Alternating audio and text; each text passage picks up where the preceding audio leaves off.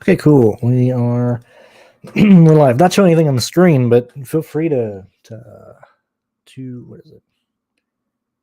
Feel free to leave anything that you want to talk about. If you want to talk about the race and how it took 7 hours today, if you're a fellow content creator, you've been up since 11, or you've been on the clock, you've been on the computer since 11, pulling data and goofing around.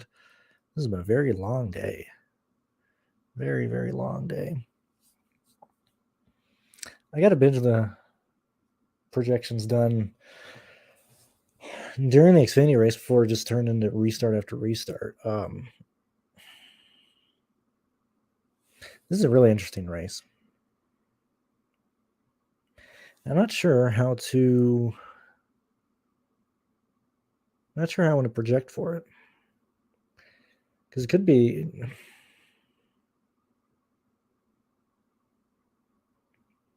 I don't like that we have 1, 2, 3, 4, 5 people hitting value on place differential.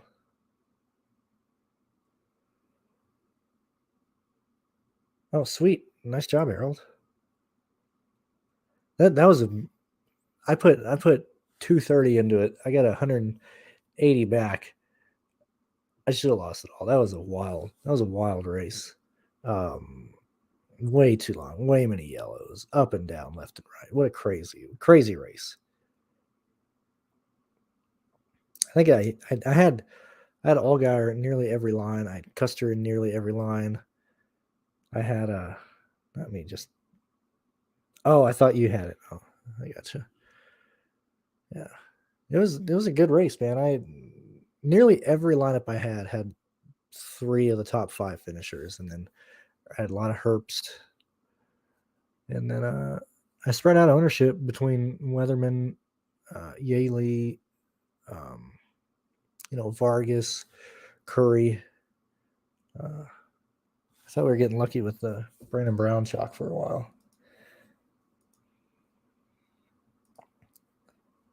And this is going. I should probably edit this, at least the description. But this is going to be entirely like boring. I'm not really gonna be talking, like I said, unless we got comments just rolling in left and right.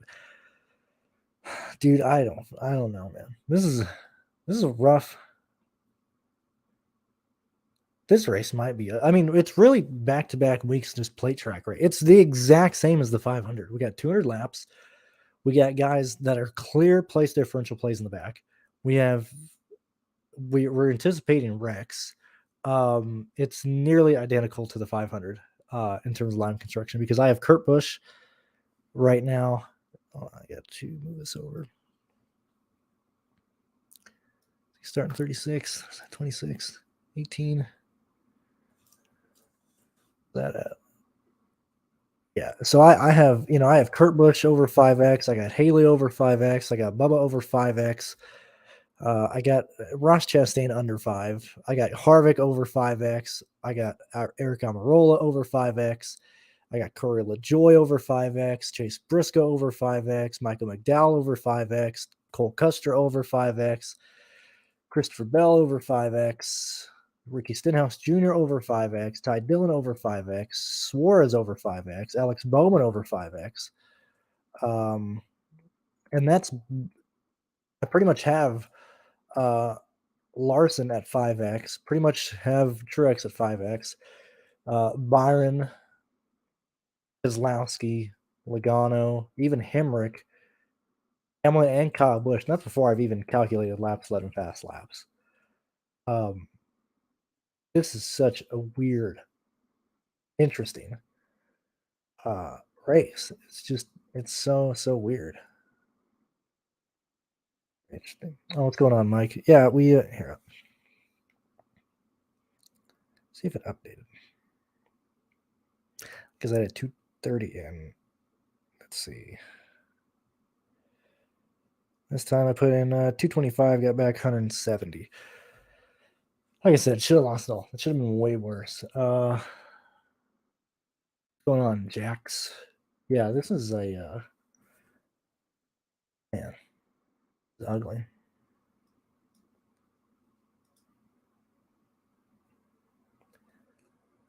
Really, really ugly. And even when you look at practice speeds, they were just marred by not marred. They were just interrupted by the yellows. It's really, really crazy, man. This is crazy. What a crazy race. What a crazy event. That's mainly why I was like, okay, I don't really want to deal with this, or not deal with it, but I don't really want to be messing around with this while the Xfinity race is going on, because I need to pull data from Xfinity, and I just never got around to it. I also did not. Well, I mean, I kind of watched it during the red flag, but I didn't watch practice for the Cup Series live until after Chastain's wreck. And then I watched qualifying, and so I obviously saw, Elliott spin, Keselowski spin, Byron spin, which I don't know if you guys saw the comment that Ken left on the Auto Club preview video. But man, I was just ranting and talking about, tire issues or stuff breaking and shit. And he was like, man, you gotta stop talking about this. And we just saw a complete this yeah, this car was not ready, man. It's just how it is. Let's see.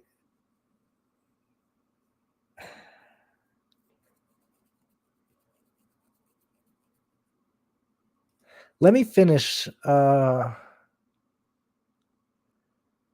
I answer that question there, let me finish projecting laps led real quick and fast laps. Because I think it's going to be spread out like it was today in Xfinity.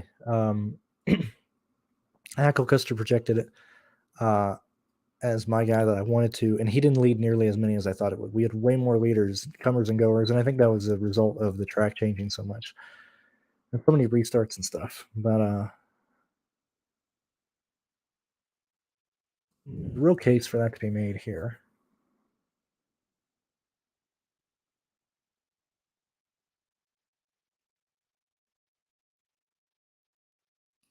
I think I end up projecting people quite close to one another.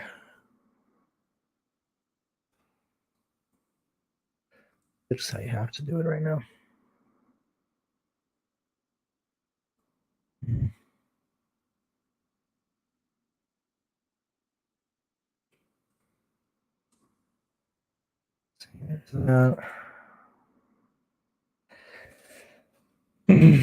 These cars, I mean, I knew it would be bad, but I didn't realize how really how shitty designed this car is, man. Like you can't even put the car on the record without destroying the diffuser.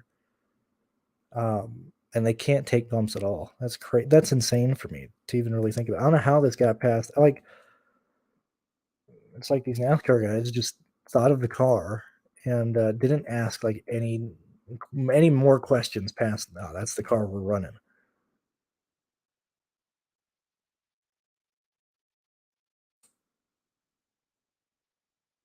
Let's see, there's that.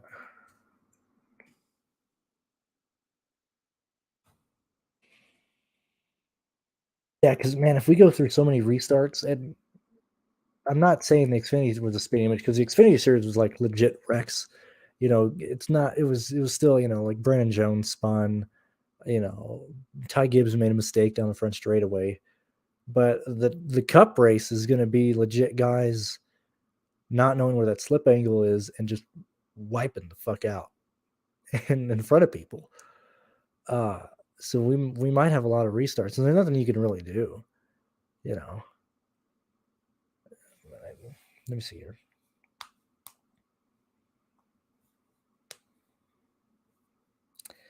Yeah, I don't know. Harold. I'm almost done with this stuff.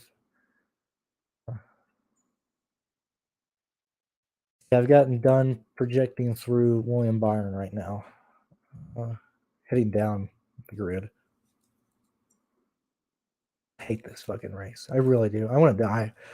I really want to kill myself, because this is going to be an ugly race, man.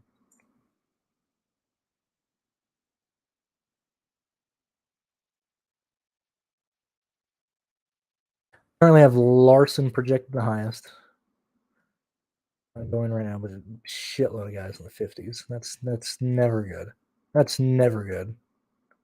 Never good to have this many guys projected in the 50s, or actually including the 40s. We got 1, 2, 3, 4, 5, 6, 7, 8, 9, 10, 11, 12, 13, 14, 15.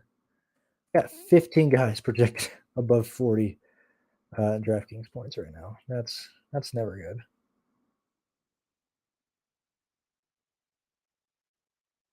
Like I said, I gotta finish these projections. I don't know. I don't know what to do in cash. Like I said, I haven't finished projecting stuff. But right now, I got Kurt Busch for 49. I got Bull Wallace for 41. I got Harvick for 53. I got Almirola for 42. I got LaJoy for 35. I don't think that's crazy at all. It's really going to come. I think you're going to need, off the top of my head, between Kurt, Haley, Wallace, Chastain, Harvick, Almirola. Let's even include Gillen, LaJoy, Briscoe, McDowell in that. I think you're going to need 3. That's what I'm thinking right now.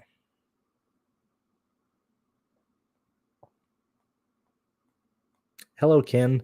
Good to see you again, driver. I have to see the comments that he's talking about. I didn't see what Kyle said about the car.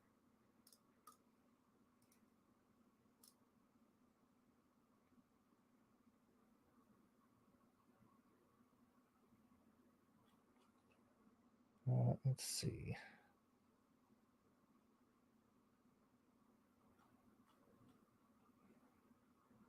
What the hell? What is this?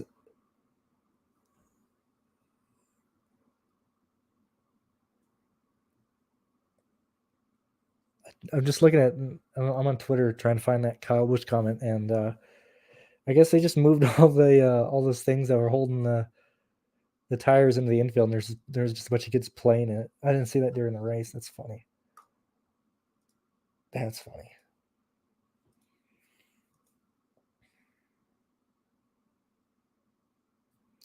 Let's see. I appreciate 21 of you guys being here because I do know this is pretty boring. It's not really adding much. We're just here because I didn't really. Let me see, what is this? I assume he is talking about you need fucking practice at a place we've never been with a new car before. I assume that's what he's talking about. What is this? Working on cars after. We're gonna listen to this together. I'm pretty sure this is what it is.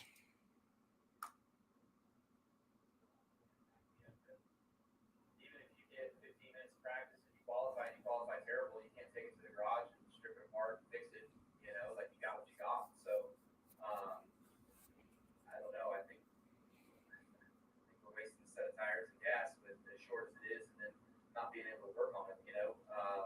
If we had the 15 minutes and we went straight into qualifying, great, no problem. Okay, I'm good with that. But if we all wanted to take it back to the garage and work on it overnight in order to fix our issues, me being able to talk to the crew chief and stuff and talk about what it's doing, what's not doing, what I needed to do better, and all that, and then we sort of go through our simulation or go through ideas and concepts of what to do, what to try, what to better for the next day.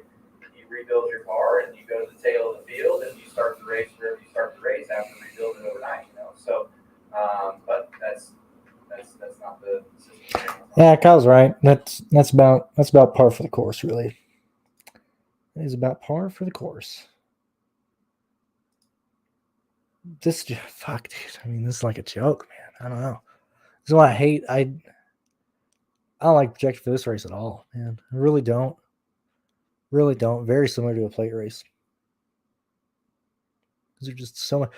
And that's when it does, like last year at Mid Ohio, when, or not Mid, I think Road America, when we had about 4 or 5 guys not take a queue time.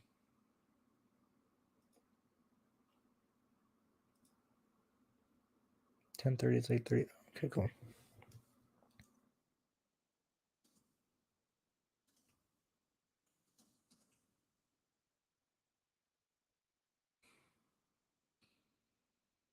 Probably start this too soon because Pierce is free around 10:30, which, honest to God, I'll probably be here for like 3 hours, goofing with lines and making the Patreon stuff. We'll see. What's going on, Curtis? You wouldn't believe how much this helps. Not boring at all. I hope I love this stuff. Like, I didn't like because there was a video that SaberSim put out that I was listening to earlier in the week, and I didn't like that. And it's titled, NASCAR simulations are a must to win in NASCAR DFS. And I mean, that's a bunch of bullshit. But I do enjoy videos with this, just kind of talking through stuff. I wish I could show you this stuff, but that is kind of my projections and things. Anyway. Oh yeah, Kyle Busch, yeah, concerned about his car. Let's see. Kyle Busch is right. But I think everybody feels that way. We did all right, history buff. I'm telling you. I think I've answered that like 3 times. I put 222 in, got 177 back. I should have, honestly, by how the race went, I shouldn't have even had a line of cash.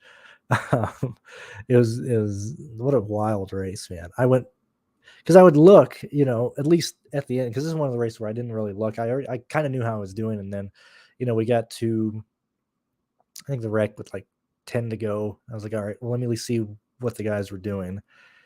And then we had, restart after restart after restart after restart. So, I mean, really, I can complain and moan and be like, oh, those restarts took away, several $100, but I can also just be grateful that I survived.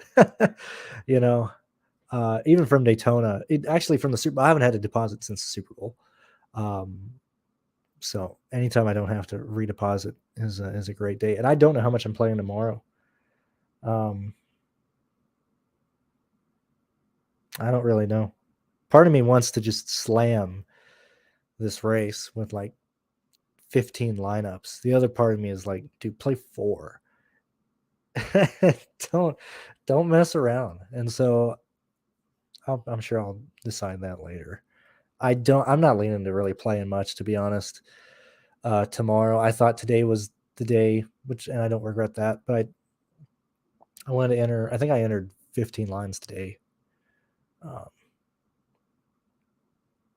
But with how this race was shaping up from qualifying, I really didn't want to enter a lot of lineups. Anyway, I got to project Larson at this.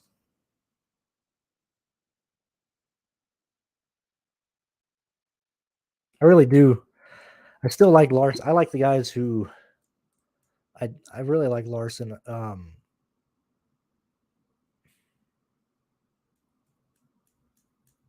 God, dude, this turn 4 is going to be a mess, man. Turn 4 is going to be a mess.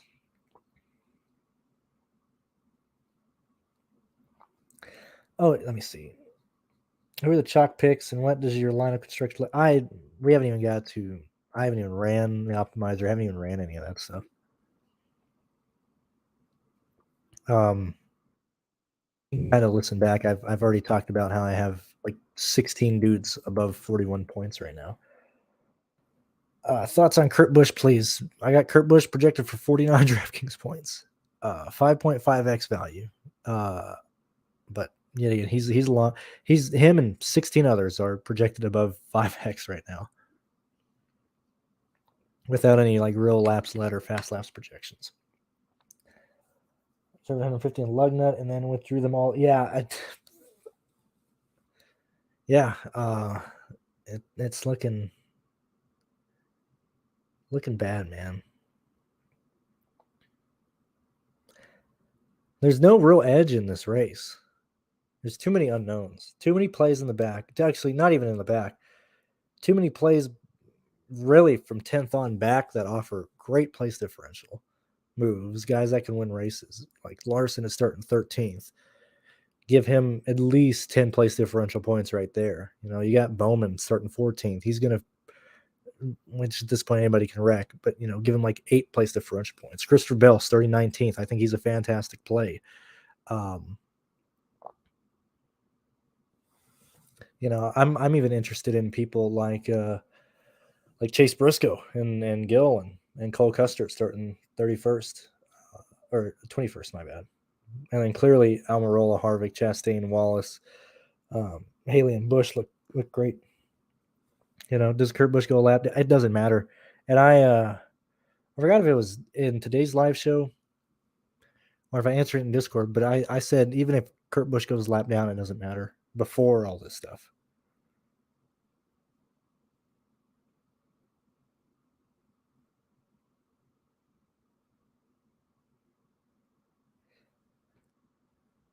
He has to do it smart. And so if he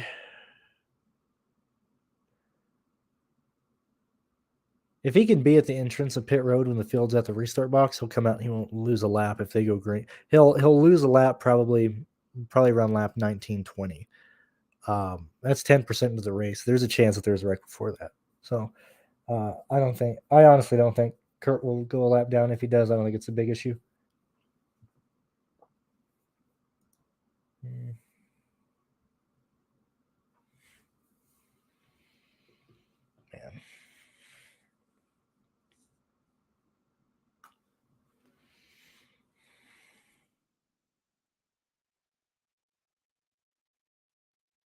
NASCAR is getting what they wanted, man. They're getting wrecks in this race. I hate this. I look at these projections. I'm disgusted by them.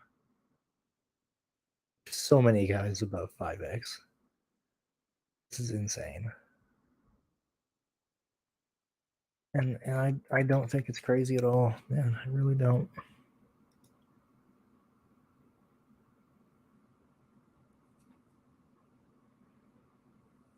God, dude, oh my God. I've never been so more annoyed by Joe Graff Jr. The sumbitch ran 23rd the entire day. 23rd, 24th. And then they just kept wrecking. Everybody who should have been in front of him got wrecked there. What a Chad. What a guy.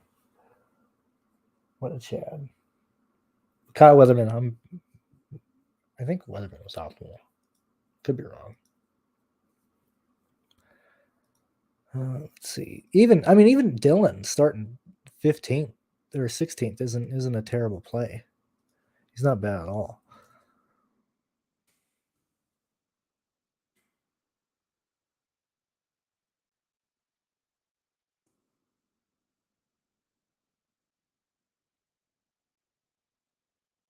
I still think there's one main lap leader though. That's the main concern. Got 151 there.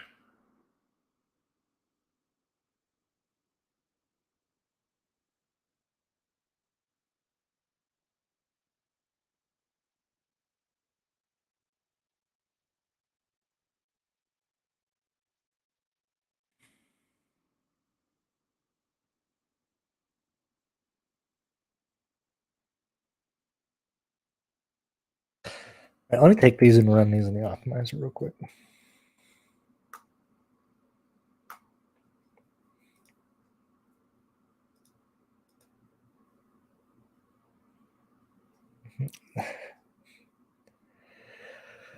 I don't know what the hell happened to Jeffrey. I played 0 Jeffrey Earnhardt, and then I was so happy to see him blow motor.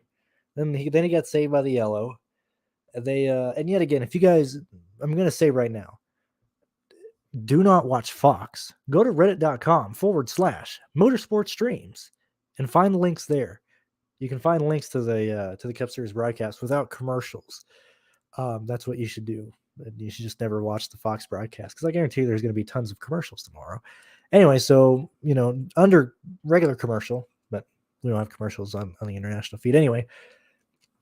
He went down, the hood went up, they were putting water in it, and then I think he got off sequence. He didn't take tires there, but he got off sequence. And then I don't know what the hell happened to him because he went like 4 laps down. I have no clue. Didn't find anything on Twitter. I have no idea what happened to Jeffrey. Got lucky there. I don't understand how Brandon Brown's car was that fast, missing the whole right front. Gigantic hole, and he's just driving through the field. Had top 15 times the entire race. I thought he was going to be gone for sure, but it was crazy.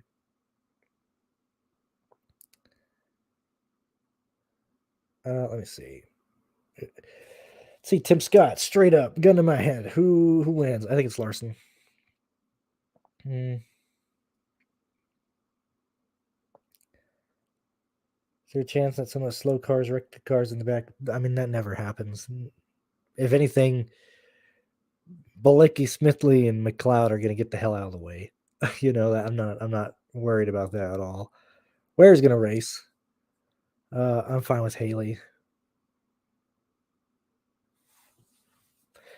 I still cashed with Austin Hill lines, and I think I had a Brandon Jones line cash as well. So we were fine there. Oh yeah, I was running the optimizer. Right? See, I got distracted answering questions.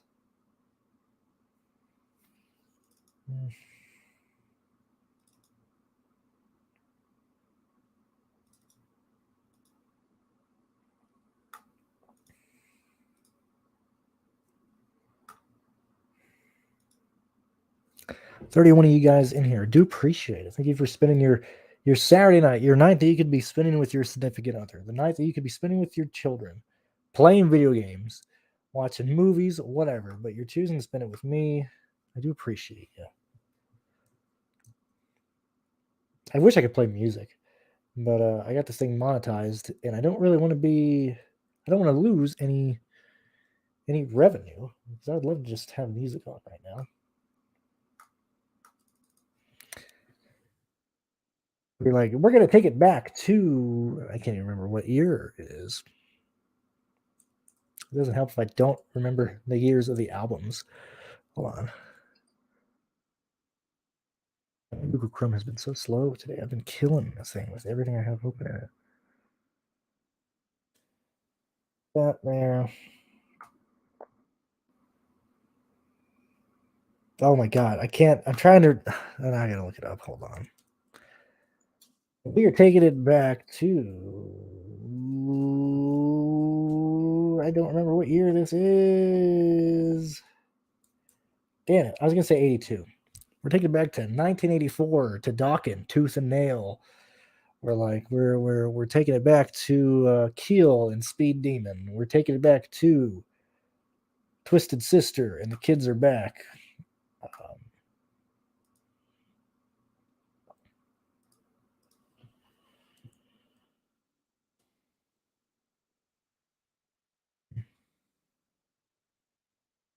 Let me move these here.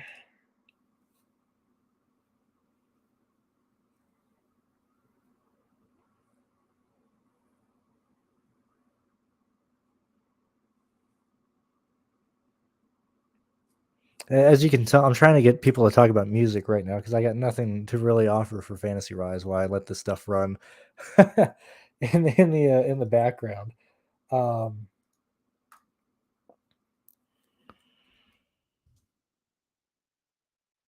And probably, I think I'm gonna because I know you've been wanting a picks video.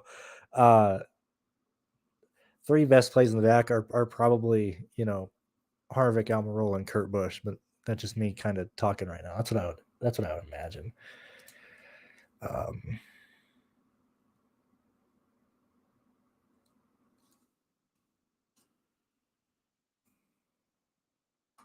What do you guys think Ozzy's best album is? While I let this load, because I'm a huge fan of Ozzy Osbourne. I gotta say, No Rest for the Wicked is by far the best album Ozzy has ever made. It's got everything on there that you want. That's when Zakk Wylde was in his prime. I actually got to see. I saw Ozzy right when No More Tours 2 started. I think it was 2019, before the pandemic, and Zakk Wylde had just come back to play with Ozzy. And during Zakk's solo, sorry,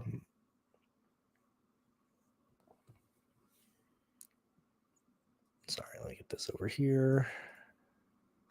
During Zakk's solo, he brought the guitar up to his mouth and was playing it with his tongue, and that was fucking rad. What a Chad! What a broski! I haven't looked at the comments yet, but is anybody else out there at least interested in the guitar? Because I play the guitar here and there. I listen to a lot of music, and yet again, like everybody's like, "Wow, this is boring." Talk DFS. I gotta let this stuff load. I gotta let this stupid optimizer run some lineups first before I can really get anywhere. But when I imagine like, because I listen to all kinds of music, I'm one of those guys who I'll at least listen to stuff, and I can't imagine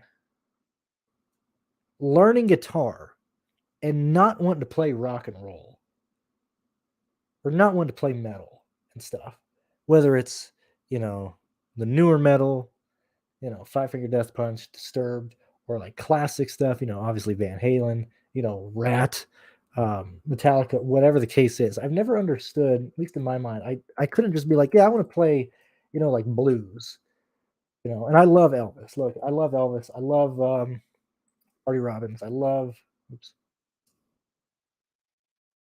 oopsie. I love Marty Robbins. I love a lot of the 1940s, 50s, 60s music that slowly transitioned to rock and roll, Little Richard and things like that. Um, but just part of me was like, yeah, I could never understand like picking up a guitar and like the transition in my brain would be like you play country and then you play rock and then like playing blues, like going out of my way to play blues every day would not be very entertaining or fun. I don't know. That's just me. That's my ramble on rock and what you played. Let me get this here, and then I can look at the comments in a second. All right, we'll let this run. This is every lineup. I got my first projections, not my final projections in, but I want to see the lines that this thing comes up with before I continue. And normally, whenever I make projections, I throw them in the MME tool that you can find on our Patreon. I see the kind of lineups it does, and I see kind of where ownership goes. Excuse me. Following those projections, if I want to change anything, I will. If not, those are the projections that I'll add to the PDF that I put on Patreon. I'll add the heat map based off of everything. And that's usually the things that I go. So, sorry. I saw I got a super chat, but I got something in my eye. I apologize. See, I couldn't be a. All right, I gotta go up quite a bit actually. Let's see. I answered. Let's see, quite right. You like the American?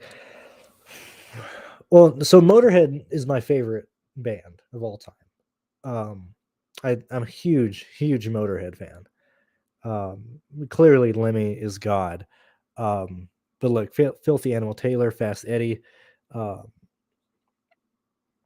my god, I just forgot his name. Warzel. I just blank. I'm an idiot. When they were a 4-piece. Then obviously you got Mickey D. And oh my god, I just went blank. Like, at least I can name songs. I just went blank. God damn it, what's his name? This is.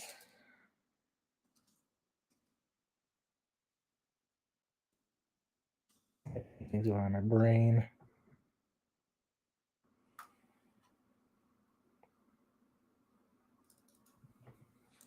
Bill Campbell. See, I couldn't even type it. I was just trying to think of Bill Campbell's name.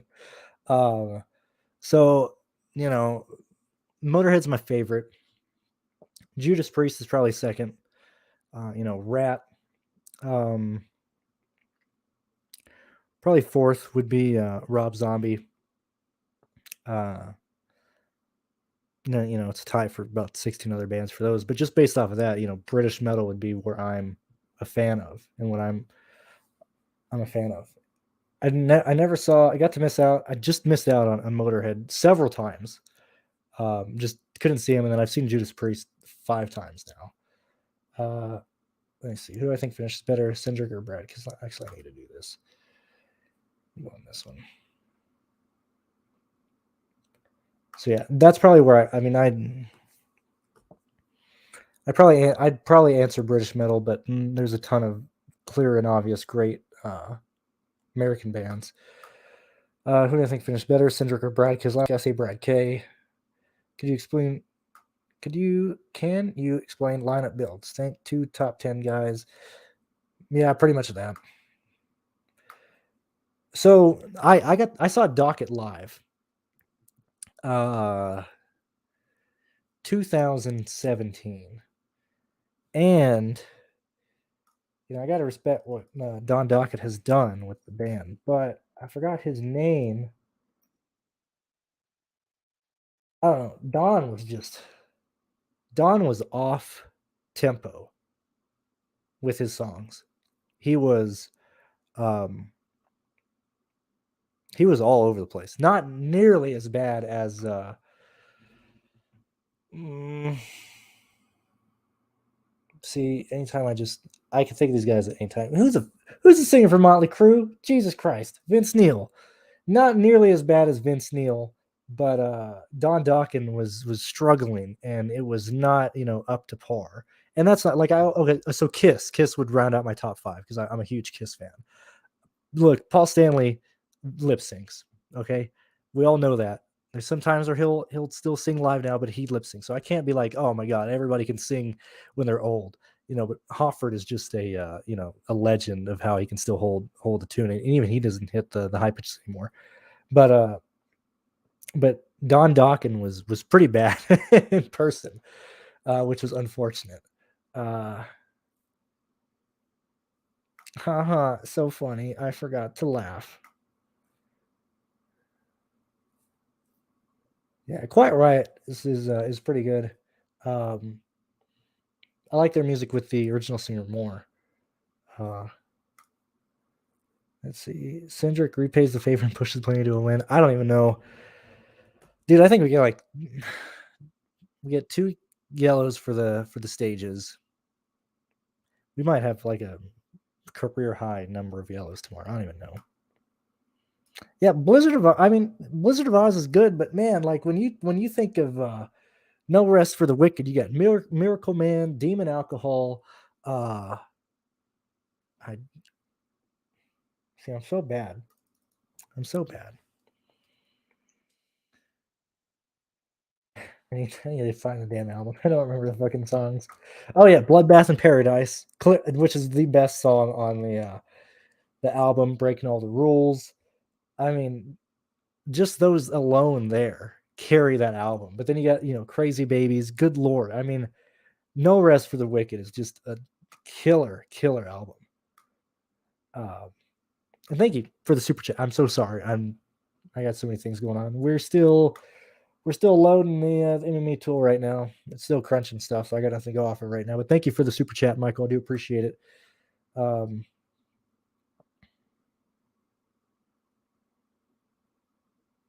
The Diary of a Madman is cool. And don't worry, like look, I've grown up with nothing. I mean, clearly, I do jokes and I'm a Zoomer and all that, but I grew up just around people who were way older than me. I was never around people in my own age group, and I grew up loving, 60s, 70s, and 80s metal and rock and everything. And obviously, my mom liked that music, my uncle likes that music, but I love music, and I love I love Godsmack. Like, I think they're a fantastic album. I think Godsmack's a fantastic band, and I've seen them multiple times. But there's just something about you know the evolution of rock into metal and the hair metal, you know that I wish I could have been there for. And then which is another reason why I love Kiss, because Kiss, and I'm saying this like nobody knows. Like, if you're here, you already know. But like Kiss's first album was just a harder version of like Elvis and all the music that they grew up listening to. And then you got into Hotter Than Hell and Hell. That was slightly more up tempo. Obviously, Dressed to Kill, and just the progression between their first albums, up got it was just on par with the evolution of music. And I think that's why I like Kiss so much, is because you were able to just see um, the evolution there. And yeah, no, I mean, I agree. Like, obviously that's where it came from. Like, when you listen to like George Thorogood, clear blues influence and stuff. Oddly enough, I don't know why I keep getting in my eyes. I might go see George Thorogood this year. We gotta see. I gotta see if the dates line up. Like ZZ Top, very blues heavy. Let me see. Boring before it even starts. This is, man. This is boring. We're just waiting for lines to be made, and we're talking about, yeah, man. There's so many. Clearly, all the songs that Lemmy wrote for The Undertaker are up there. But man, I love Motorhead, man, and it's so hard for me to choose what album I love more. I mean, they're clearly, Ace of Spades is up there, and I think The Chase is Better Than the Catch is one of the best songs ever written. You got Orgasmatron. I love Bastards. It just there's even Another Perfect Day. No Sleep Till Hammersmith. There's so many great albums. It's crazy. And I mean, feel free to get in, Frederick. We're not really done. I'm just kind of killing time while I wait for stuff to run in the background.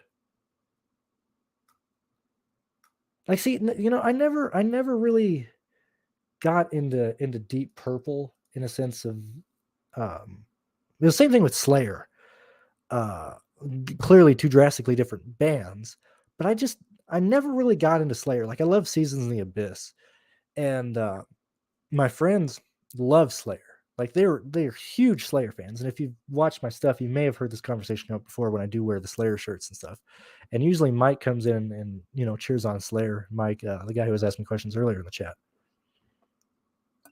But I saw Slayer 4 times, and I'm not a big Slayer fan. That's just how it was. It would always be, hey, we're gonna go see Slayer. You want to come along? And I was like, yeah, sure. I'm going to go, but I just never got too crazy about Slayer. It was always a good show. But same thing with Deep Purple. I never got into Deep Purple a ton. Is this done loading yet? Let me see. All right, now we can start taking some of these drivers out. Let me okay, let me run this. What are we talking about? Oh yeah, Deep Purple. I don't know. Smoke on the Water is it's all right, or what's the Highway Train? Not Highway Train. Highway Star. I mean, they're good songs, but I just never got too crazy.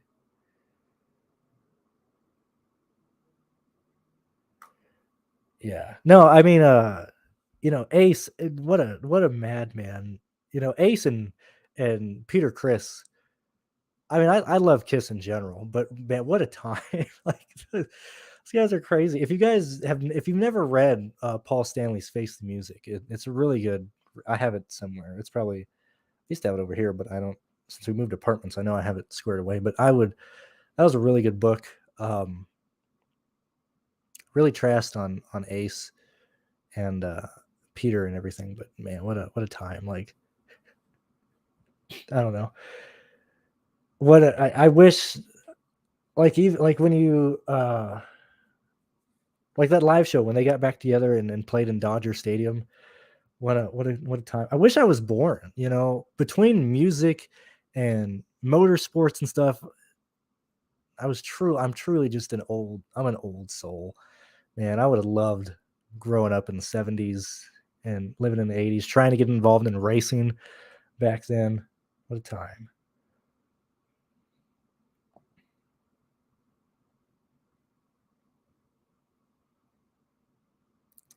Let's see. Oh yeah. I agree there. Sorry, we did good. We didn't lose our ass. Eagles put in 220, got 170 back. Should have lost way more than that. Let's see. The slate seems to be, it really seems all about Harvick. I do agree.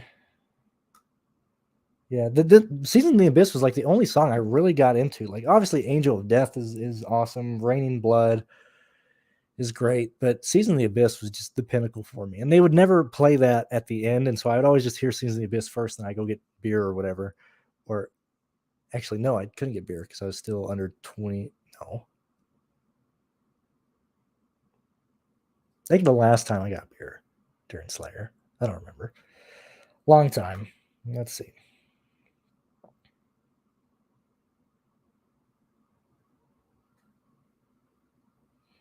Oh yeah, dude, man. I mean, I have a Screaming for Vengeance T-shirt, and I love Bloodstone off of that. I grew up. I had Screaming for Vengeance on the school computer. That was like the first thing at least see. I'm like a Zoomer, but I'm like born in just the wrong time. Anyway, so when I was in high school, they gave us like little Chromebooks and stuff, and I just put a shitload of music on there as soon as this before they blocked everything off, and so I had Screaming for Vengeance on there. I had Cowboys from Hell from Pantera on there, and that was really all they were able to take all the other music off. But for like an entire year, those are like the only two albums that I had on the damn computer.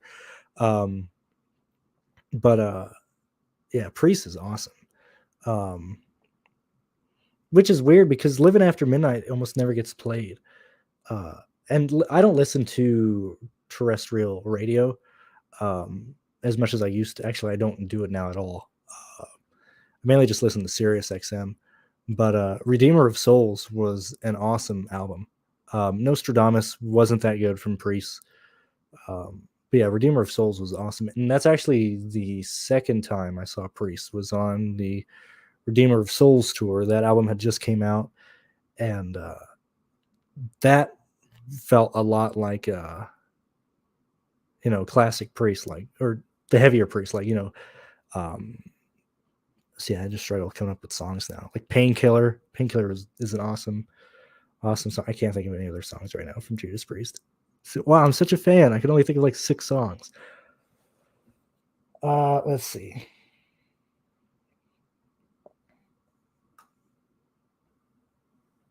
I'm 23. I will turn 24 in May. Yeah, I mean, radio sucks, which is why I like Sirius XM a lot. Which is I was what happened? What happened to Luke Carl? I assume he just didn't renew with his contract or something. But I really liked Luke Carl. Tommy London plays great music. Obviously, I love Keith Roth. Um, but I mainly, if I'm listening to Sirius, it's usually Ozzy's Boneyard, Hair Nation, Classic Rewind, Tommy Petty's, Buried Treasure, um, Rockmar, Turbo. Um, but it's mainly staying between Hair Nation and Ozzy's Boneyard. Let me see.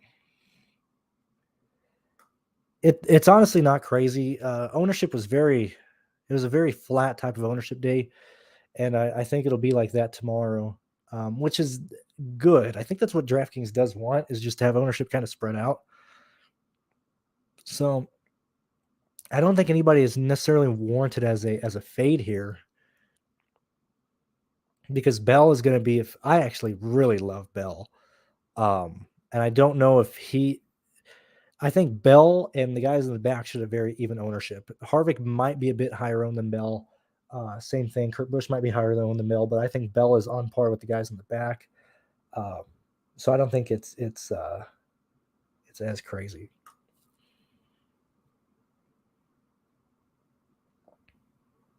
Yeah, I just never like I never grew up wanting to play Smoke on the Water. Now I grew up wanting to play God of Thunder, because it was way easier. Or yet again, Creatures of the Night. What a fucking great album. Oh my god, what a great album. Uh but yeah, like the first things I learned how to goof around with on the guitar was God of Thunder and oh my god, I remember the lyrics, can't remember the song. It's off of a not Creatures of the Night, not the song, but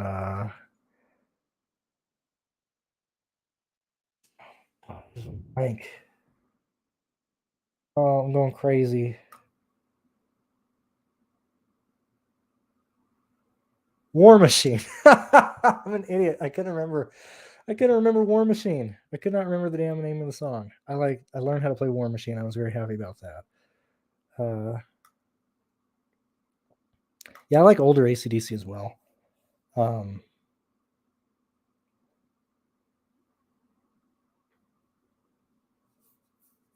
whatever, like, honestly, my favorite song from AC/DC is probably Money Talks. Like, Thunderstruck is great. Clearly, TNT is great, but I just love Money Talks for whatever reason. What's going on, man? Good to see you. Are you guys not doing videos?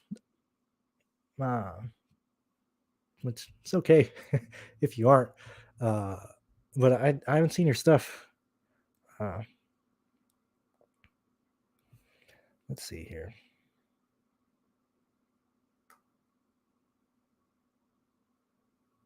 Yeah, it's true. Like, see, this is a race where I don't necessarily want to fade. I just want to spread. I personally want to spread ownership out. That's why in the beginning I went over, like, man, I want to enter a lot of lineups, but I really shouldn't enter a lot of lineups, and yada yada yada. So here, this is like, I can't get into Iron Maiden. I just can't. I just can't get into Iron Maiden. I'm sure it'd be really fun watching. I'm sure Iron Maiden is awesome. Certainly back in the day, and concerts, seeing Eddie come on stage. But man, it's like, "Run for the Hills" is a great song. "Die with Your Boots On" is a great song. But outside of that, like, I've never gone into, like, gone through their all of Iron Maiden's albums. That type of music, I don't know, just hasn't screamed at me. Whereas, like, Queen's Right, I'm a huge fan of Queen of the Right, um, from Queen Right's first album, and I like other albums from Queen's Right, but I was always, I don't know, Iron Maiden just never got done for me. I don't think Harvick gets to 65. I really don't. I think he's over 50, less than 60. But I think, and personally, I think Kurt Busch should be higher owned. I'm not worried about him going a lap down.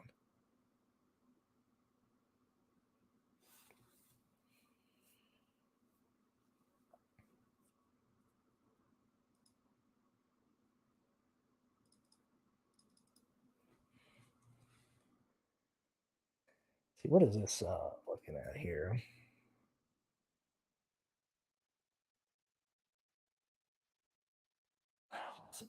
These lineups looking like. We'll get back to the metal talk in a second. I want to see what the owners. Oh fuck! I forgot to put the wrong. I put the wrong owner. I'm gonna run this again. I did not change the numbers. I still had very low priority to the guys in the back, so I gotta update this. Hold on. Fuck this. We're gonna do the entire field even. I want to see where this goes. I want to see what this thing wants to do across the field here. So will we let that load?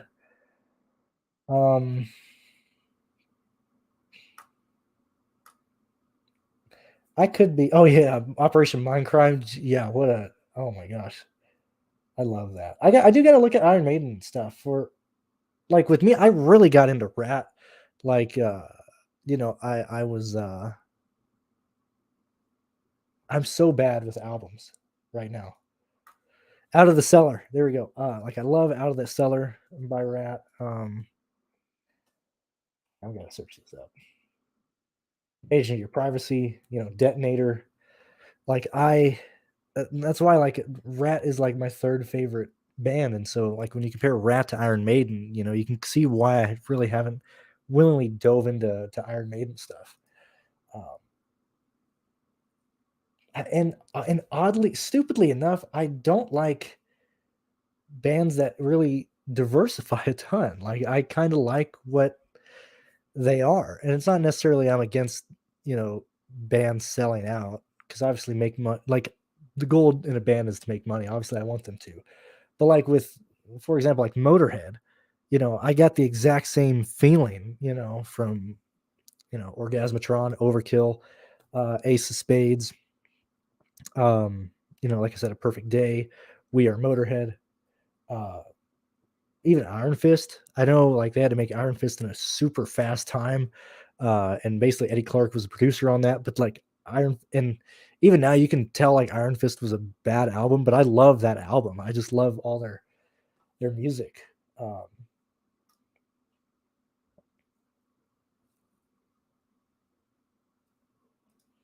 Let's see what else we got here.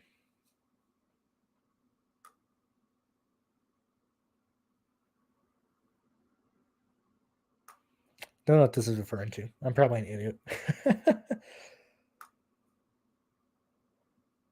Oh yeah. Volbeat. Actually, I do like Volbeat. I've seen them live too. I've seen roughly 350 bands live. And I'm not bullshitting you there. In El Paso, the was it the Tiguas? I don't remember what tribe they have down there. Anyway, uh they have the people who own the racetrack, because there's a horse racing track in Socorro, and the winner of that's one of the qualifying races for the Kentucky Derby. Actually, it's a Sunland Park shootout or whatever the race is. Anyway, so that tribe had or used to have a concert venue that was free, and so that's one of the I saw so many bands there that I would never have seen, that I wouldn't have really paid for. But they had bands like big bands like Slayer, Queensryche, Volbeat, Pop Evil, Godsmack. Um, I just went blank. Tons of good bands, not like crappy. Like tours would come through and it was free. You didn't have to pay anything. Sure, beer was expensive, but I wasn't 21 at the time, so I wasn't. I think the beer was like $10 a can, but clearly they're having to make up for no at the door fee. So for probably like my freshman year of high school to when I left El Paso, I would go there nearly every Thursday and every weekend for concerts and stuff. So I got to see a ton of bands that I wouldn't have seen, and I've seen a ton, nearly, unless they're like last week you saw me wear, and I'm sorry yet again we're talking about this. I'm just letting stuff run in the background. Like you saw my Love Gun album.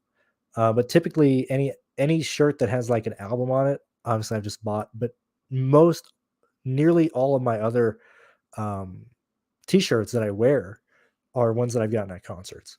Um, but yeah, I've seen Volbeat, and they were really good. Trying to think of other. I've seen Slipknot. I've seen um, Stone Sour as well. Stone Sour was with Ozzy when I saw him. They opened for him. Um, Even different band like Behemoth. I think Behemoth is a really good band. Very nice, very friendly guys, despite the fact they sing about Satan all the time. What is this? We're doing preview videos Thursday. I got you. It's tough, man. That's why I put on Twitter, because I was going to do a picks video, because anytime you put picks in a video, it's going to do great in the search in the SEO. But I was going to be doing so much anyway. I would just rather be live and just have people come in and talk versus doing a picks video and then rushing through everything. And so that's why I did this. But it's tough, man, during World NASCAR weekends, and I don't think people really know that, or they don't really pay attention to that.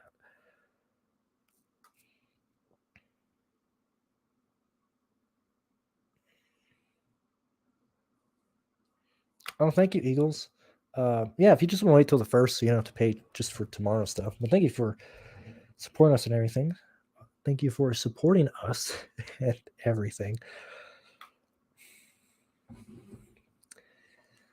Well, let's see. Let's get finished here. This might answer your question. And I don't think. God, I updated this 6 minutes ago. It's still running here. Hasn't updated yet.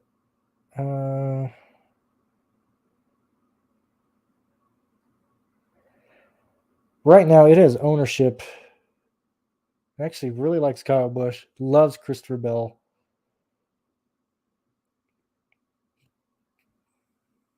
Likes Harvick, but it has Kurt Busch, Wallace, and Almirola pretty much at even ownership. Okay, let's start cutting down this field. I'm going to remove Cody Ware. I'm going to remove Josh Blicky, Garrett Smithley, BJ McLeod from this. Yeah, those 4 guys, I want to see where this runs to.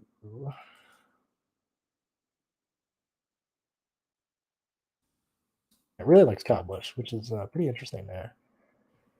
Didn't see that coming. Mushroom, I've seen Mushroom Head too. I saw them at the Mayhem Festival in Albuquerque. Very cool. They've lost a lot of their members over the last 2 years. I was about this close to buying one of their masks a while back, but man, I was like, dude, I can't be pissing away $600 on a mask. But Mushroom Head is really cool. I have their album. I have a couple of their albums. Yeah, again, not here or not physically in my reach because I moved and I haven't taken them out. But I have their. I didn't think it was the most recent album. This one I do have to look up. Hold on. Um, something in the Butterfly. Righteous. And yeah, the Butterfly. That's the album that I have from them. I have not listened to A Wonderful Life. That's their newest album. Haven't gotten there yet. Like Fear Factory too. Fear Factory is a band that I've liked, seen in person. I have one of their albums. Haven't dove into more stuff from Fear Factory. You know, I mean, Edge Crusher is still great. I like Pissing Razors. If you guys haven't heard of them, uh, they're really good. They're from El Paso, actually. I have a Pissing Razor shirt. Um, but I like them. Same thing.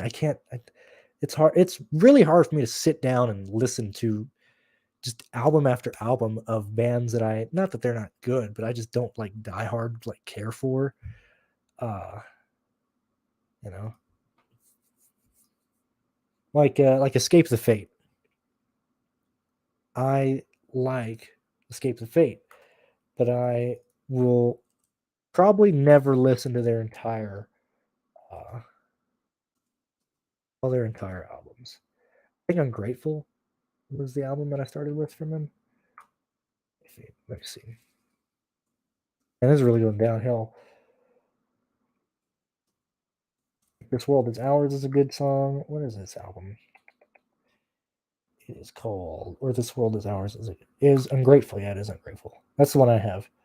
And I think that's a fantastic album as well. I like Desire, like Fire It Up, One for the Money, Ungrateful, You're Insane. I think that's a great album. Let's see.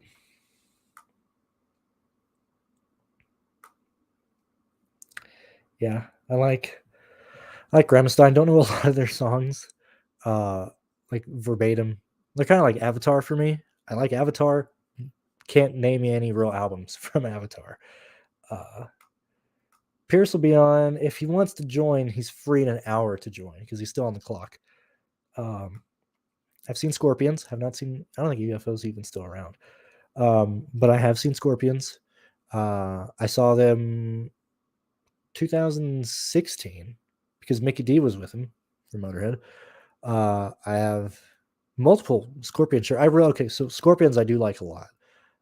Yet again, obviously they're from Germany, but in terms of like what type of metal I like, certainly European metal I think it's superior. But yeah, I like the Scorpions a lot too. Yet again, I'm blanking on albums, I'm blanking on songs, but I do like Scorpions.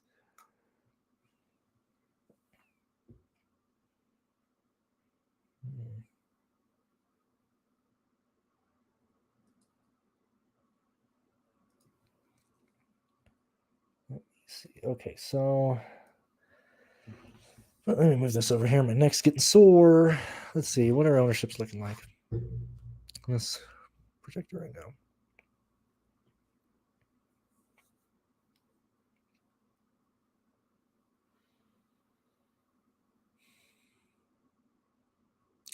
So this thing, based on my projections right now, the highest owned is Christopher Bell. Then it goes Harvick. Then it goes Kyle Busch. And then it goes Eric Almirola. Then it goes Kurt Busch.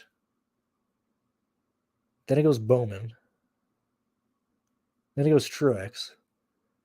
Then it goes Bubba Wallace. Then it goes Cole Custer. Then Michael McDowell. And at that point, we're below 20s on all those. But that's why, like, I think ownership should be spread out, and I think there's a lot of ways to go about this race once you actually get in there.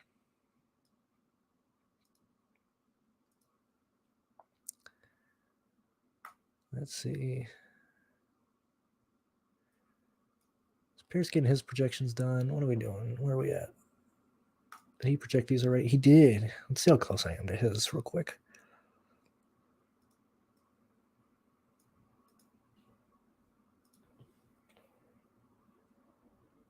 I have seen Angel Witch. I have seen Angel with not Angel. My bad. I'm thinking of Death Angel. My bad. I apologize. Death Angel is a band that I really do like a lot. And Crocus, holy shit, Crocus. So except Crocus, Death Angel, band, I like all three of those as well. I think Crocus is awesome. Let me see. I haven't seen Tank, or I've never heard of Tank. Some of the opening bands at Mayhem. So yeah, so the one that I went to, I have the shirt actually, but here, I'll Google it here. That was 2014 or 13. Let me think. Mushroom Head was 2014. I guess I could just look it up.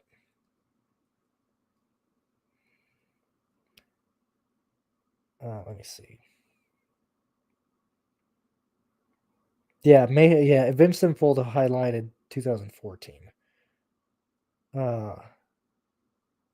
Because in Albuquerque, Rob Zombie was an addition, and so there's actually a doubleheader which Kiss was the best single like concert experience I went to, like one band, but Mayhem Fest 2014 was the best concert venue I've been to because, between all the bands, at the festival, on top of it was Rob Zombie did an hour and 45 minute set, and then Avenged Sevenfold did an hour and 45 minute set. So it was a double headliner. And that was the only place there. Texas Hippie Coalition too. I like them. I've seen them twice. I have one of their shirts. You've seen me wear that before. Yeah, what a kid. Asking Alexandria fucking blows. That band sucks. But yeah, Mayhem was 2014 was such a great lineup. Check this out. Main stage, Vince Sevenfold, Korn, Asking Alexandria, Trivium. Fantastic. The Cannibal Corpse, Suicide Silence, Miss May I, Mushroom Head, Texas Hippie Coalition, King 810, Hell and High Water, which I did not see. They were not at the one I was at. Body Count. Oh, come on, man. That was awesome. Upon a Burning Body, Darkest Hour. And then that was the year they had 3 stages because I wasn't able to see the 3rd stage because that had a Muir, El Nino, Wrecked, Islander. And I wasn't over there. I was by the Colcock stage and the other one, Huntress. That's another band that I first saw at Mayhem that I saw multiple times, and I was very look, I didn't give a shit when oh my god, what's her name? What's his name? Chester Bennington from Linkin Park killed himself. Never did anything with Nirvana and Kurt Cobain. That just didn't. But when Jill Janis, when she killed herself, that one hit hard because I really liked Huntress. I saw Huntress 4 times. That was awesome. Spell Eater, awesome album. The other album, the one that they released in 2013, the one with the pink, what is it called? Let me see. Huntress albums. I can't think. It's the one that I have. Starbound Beast and Static. Oh, I have all 3 of those albums. If you guys want one of the best, truly, what I think is a great song is Spectral by Huntress on the album Starbound Beast. That is by far my favorite song from them. And then obviously Lemmy wrote I Want to Fuck You to Death by them as well. But Huntress was a great album. Mayhem was the shit. I really do hope they bring it back. Let's see.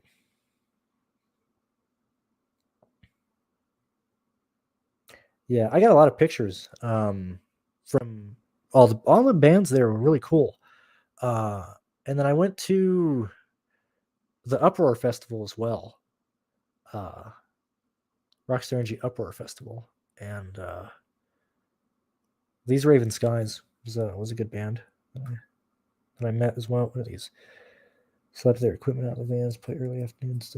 Yeah, it was. It. I mean, look, man, we are the road crew, man, and that. What a great song by Motorhead. But what a great song. Whether you're a race team, whether you're a roadie, that just what a life, man. It's crazy. I can't imagine being a musician for your money like that. What a stressful job.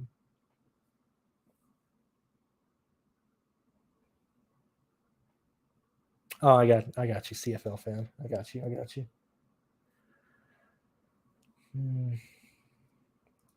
All right, I'm gonna start working on the Patreon stuff here.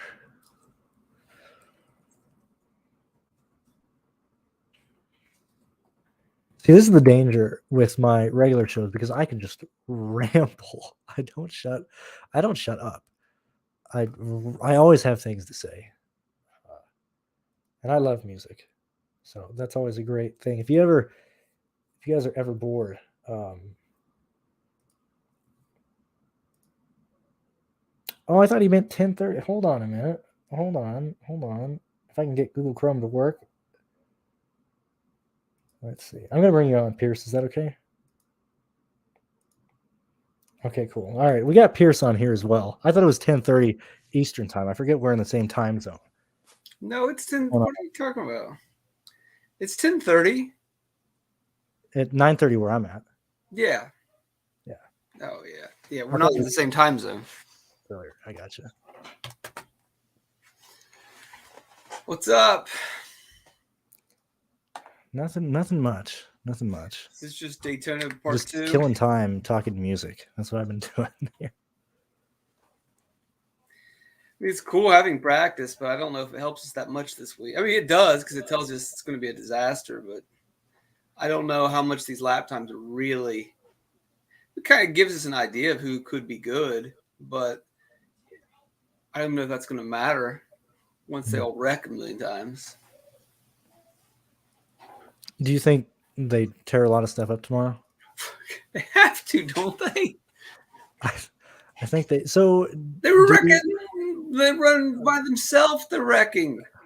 You put them in traffic, they're going to wreck. They're going to collect each other, and that's going to lead to more restarts, and they're back together, and they're going to wreck. Regardless of what happened in the Xfinity race, that doesn't really matter. Mm-hmm. That doesn't play anything into it. But it's just that the cars are wrecking loose, and unless they all go out there and swear some pact that we're not going to drive really hard, which isn't going to happen. Mm-hmm. But do you see any situation where this thing stays green for more than what do you think the longest green flag run will be? I think it's about 25 laps. That's more. I was like 15. Maybe they put 25 on. So is this? I think, in my opinion, it's a spitting image of last week at Daytona. 200 laps. You got ownership spread out between the back half of the field. I love Christopher Bell right now. I mean, he was excited that he spun out. That's what I love. Like these rookies, their careers sucked. I mean, you look at Reddick, you look at Bell, and Custer. Not only do they come out and lose practice, but they jump into that crappy package. They're so happy. And you saw Custer. You put Custer back in a low downforce car. All of a sudden, hey, he's a good race car driver. Christopher Bell is going to be somebody to watch. He's probably going to wreck a lot. Mm-hmm. I mean, Stenhouse, I think, is back on the map too. I think his career is a couple things. One, JTG Daughtery, which I heard you also mention, is the worst freaking name ever. Downsizing to focus on one driver is the best move they've ever made. Best, like before, the only reason they had 2 cars was because they held those damn sponsors. They had too many sponsors. So like, all right, I guess we'll have a second car. And now there's like, let's just focus on one. So they're gonna focus all the resources. And yeah, Stenhouse is probably gonna wreck 2/3 of the races, but he's gonna have a shot in the other third. It's gonna be a wild year. Yeah, I saw that you, even in the notes for the Xfinity Series race, I agree with you. I think you're going to need a lot of luck this year. I don't think a lot of good. This might be the first real year that a lot of good plays like don't work out week in and week out. I mean, chalk will hit occasionally, and there's going to be, but I mean, my general feeling with these packages, and just we'll see how Xfinity goes. That's up, who knows how that's going to work, but wrecks are, you can't predict wrecks, and you're going to see people who like Kyle Segan, like people that thought no chance today. And I know the Xfinity doesn't really necessarily should have any impact, but there were people I thought had no chance, and they were running inside the top 15. And I expect that to happen tomorrow in a more volatile race. Mm-hmm. Josh Bilicki's of the world, the Garrett Smithleys of the world, they're not completely off the board by any means. No, I don't think they are. I don't know if I'll play enough lines to get that desperate, but like, yeah, because if they hit, then someone else will probably hit. But I don't know though. Maybe. Like I know everybody's focusing on Almirola through Kurt, but right now, like in my projections, I don't hate people like Chase Briscoe or Michael McDowell, Cole Custer. It's a freaking plate race, isn't it? Yeah. And I think what the GPP play would be to see, all right, well, who was going to give me lower ownership? If Almirola is going to be through the roof, then you just fade him. I mean, because we're just, end of the day, you're just banking on who's going to wreck and who's not going to wreck. I think Briscoe might wreck, though. I don't know. Who's going to push the limit? I would have liked to see SHR collect more data than they collected, but they didn't turn a lot of laps. I like Custer a lot still. You think he's going to be incredibly popular? I don't think so. Why not? I don't think he's going to be popular. I think everybody is like in their brain stacked from the back, and they take 3 of the people from 35th or 31st on back, and then they chase guys in the top 10. And I think the guys between 24th and 17th don't get played at all. Well, they're going to have to get some ownership, but it's going to be lower. But yeah, I like Stenhouse a lot. Love Bell. I don't like Buescher. I worry about Buescher in a low downforce package. You look at when his career kind of really took off, it was in the high downforce were his better races. And so you put him back in a low downforce, high horsepower car, I don't know what you're going to get from him. I like Custer. Burton's a wild card.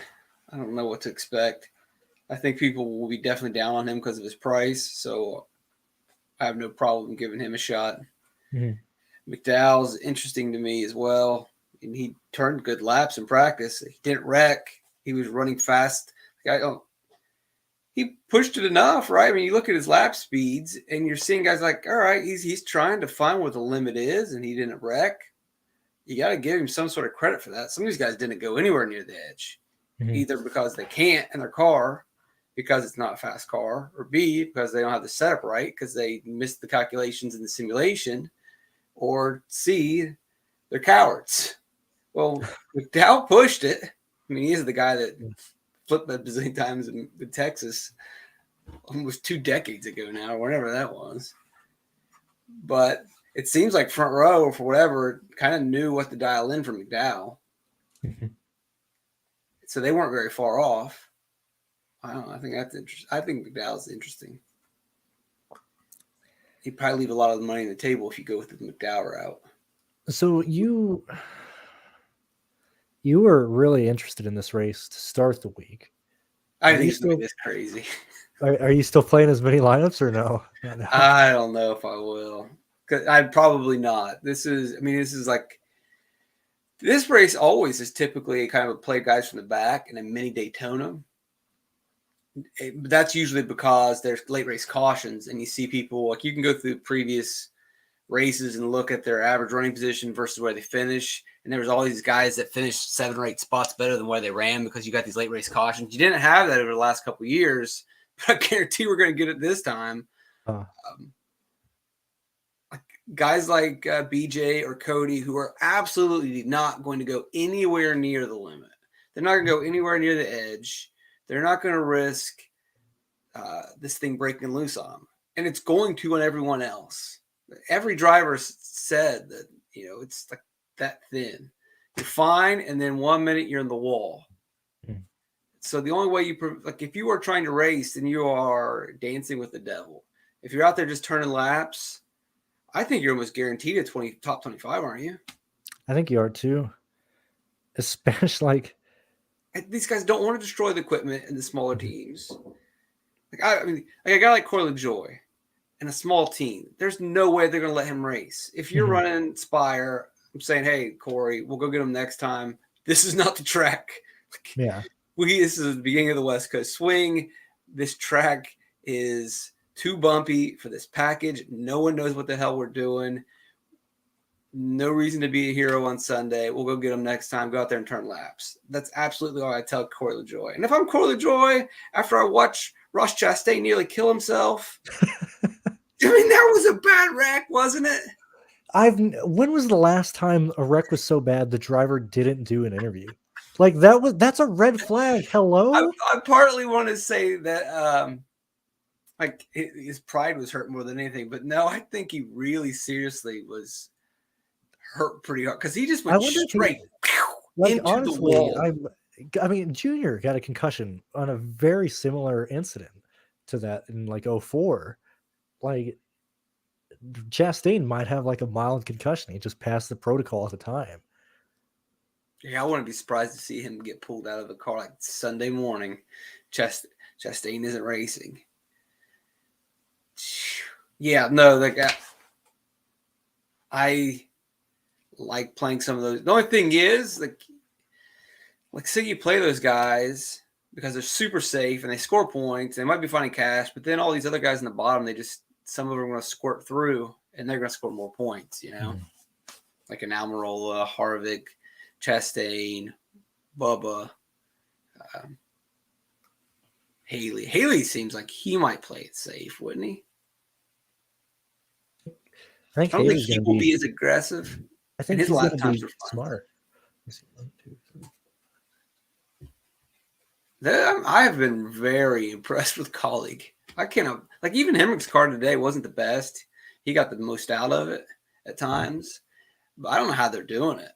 How are they building fast cars in both series? I think they just know what they're doing. They got something working. They shouldn't be getting this good this fast, but they are. And they continue to impress. And I don't think their drivers are that talented at all. AJ Allmendire's fine. Haley's fine. But these guys are not first-round draft picks. It's like a team full of role players. No all it is. It's like those old Patriots teams that would win Super Bowls back before they had a bunch of stars. That's what Colleague is. They got just very good everything. And everybody does their job. Yeah. So do you think anyone's going to be focusing on hogs and guys up front? Is that the way to differentiate? Is take these guys up front then? Is that just stupid? Galaxy brain. Right now, did you have trouble projecting laps led and fast laps as well? Yeah, I'm really loose right now. There's kind of guys that stand out to me. I think Kyle Busch is a great chance. I believe, the guys that have had experience in a low downforce package at Fontana, plus are also going to be up in clean air. I think that's going to be huge. So that gives me I lean towards Kyle Busch. Obviously, I'm always going to give points to Kyle Larson. He's Kyle Larson. From there, it gets a little bit more murky where I want to go, you know. I think Truex can get some. I'm not really super confident. I think Joey Logano could get some. I'm not super confident. Maybe Chase Elliott. I will probably dial that down, but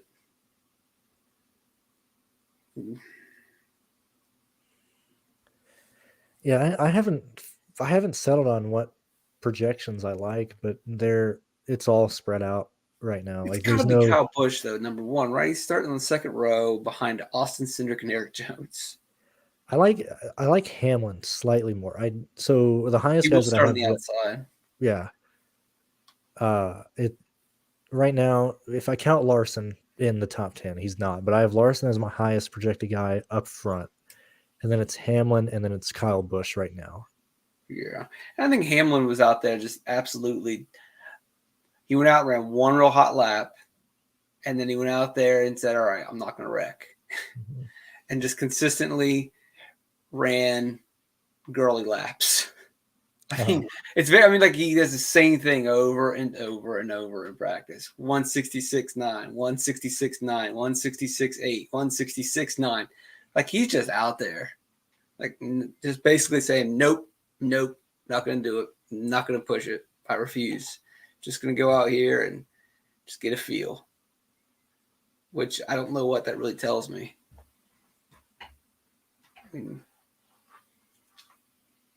I guess maybe if he's willing to be very conservative and safe in practice, then he's going to be safe in the race, and that maybe he'll survive the race. If this comes down to who steps over the edge, it looks like he's less likely to step over the edge. Mm-hmm. Maybe it's not about being the fastest, it's just about being the smartest. And if that's the case, Hamlin always has an advantage in those thinking type of races. Whereas Kyle Busch will probably end up in the wall. Right. I mean, it is. You look at this, you think, how many times in practice did Kyle Busch have to save it? It's several times where that thing snapped on him and he got it, which is great. But that's like 10 laps. He almost wrecked multiple times in 10 laps. Over 200 laps, probably going to wreck. Probably going to put it under the fence. You know, I think Larson's probably going to put it under the fence too. I don't think I'm going to play Reddick, but I see Reddick being a guy who has issues in this race. Yeah, if I was Reddick or Larson, what I would do is just ride up on the fence. So that way, if you do get loose, your damage with that composite body will be minimal. It'd be much better than if you're Ross Chastain or any of the guys who cut loose. Like, I mean, there's two situations where they break loose and they hammer the wall, or some of them would just spin for days. But I think if you spin for days and you're around traffic, it's going to be pretty gnarly. So you wouldn't want that. So I would want to just be on the wall. Wouldn't you? Couldn't you survive? I would too, but like that's I also don't know how to project for this, because you can spin out and not wreck, and you're still screwed because you blow your tires, and then you're just going laps down as well. They usually have enough tires in the Cup Series, though. Not like in Xfinity, where today, once you lost that tire, you're screwed. No, but I mean, like Keselowski today, or let's go like Logano last week at Daytona. Yeah, you slide and you blow your tire. He literally have can't get back to pit road. It's going to take 5 hours. The race might go for 6 hours. I haven't, and this is not. They need to have a rule, or they need to invent some equipment of how to get these cars back to pit road. They don't think that far ahead. And like I said, this is not me complaining, because I love doing this. Everybody listen, this is not me complaining. But this has been an incredibly long day for DFS. Not because just we're back, but even for pure, like we've been here since like 11 o'clock doing stuff related to stupid NASCAR today. Tomorrow's going to be terrible. Yeah, I've got a lot of the spreadsheet stuff updated too for the Xfinity post race. That's all in there. But yeah, tomorrow's going to be, and it doesn't. The problem with doing all this research is it's simply going to come down to a bunch of wrecks, and you can't do any research. And so that's the frustrating part. if I knew going over these laps would help me narrow it down and really give me an edge, I just don't see what knowing, not for this specific race. I think next week at Las Vegas, it's going to be a different story. We'll have a better idea. We'll obviously have a lot more data and more information about this package. Las Vegas is still bumpy, though. Mhm. I mean, they're going to get into turns 1 and 2 at Vegas, and that's going to – so then maybe everybody's going to run high to avoid the bumps in the bottom. Who knows? I don't think it's going to be as bad. But maybe everyone runs high tomorrow. Then if that's the case and everybody's up on the wall, you can still pass. You can go down to the bottom, but I think it's just going to be wrecks. And you're going to want to pick the guys that don't wreck. What's going to be your process for picking guys that don't wreck? Or are you just going to pick guys in the back? I think it's just diversifying ownership, just like Daytona. Like if I think everybody's going to go to. Have you done any quick ownership runs? It was spread out for me. I'm going to do one real quick and see what I get. And I did it even across the board. It was Harvick was slightly ahead of everyone, but equal ownership between Kurt, Kevin, Eric Almirola, Christopher Bell for me. I might just go all in on the guys that no one's going to play. Yeah. Like Ty Dillon. Because Ty Dillon's not going to push it at all. No effing way.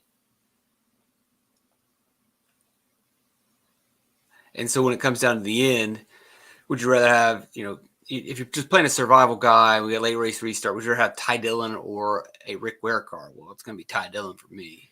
The Rick Ware car is probably not going anywhere, but Ty Dillon could get you 3 more spots, and those 3 more spots would likely be optimization. You know what this race really reminds me of? The Indy race we had like 2 to 3 years ago, where it was just wreck after wreck. I think it was the last time they raced the oval at Indy, where Harvick and Hamlin both wrecked at the end. I think Matt Kenseth or someone like that ended up in the optimal lineup. Mm-hmm. Those were some pretty bad wrecks too. And it was all place differential guys from the back. Yeah. Or was it the one with that Casey Kane won? No, yeah, there was the one that Casey Kane won because Timmy Hill finished like 16th. That was freaking nuts. Yeah. That was that race. Yes. That one was just wreck and would not end. Do you have that? What year was that? I want to look. Yeah, I got it. Let me pull it up in a second. Yeah. That just popped into my brain, but that seems very similar to what this race seems like. I'm curious on what the optimal was for that race. Yeah, give me a second. I'm trying to let me run this. I don't know if you're here, Joseph, but thank you for joining the Patreon. I do appreciate that. I'll add you and everything here in a moment.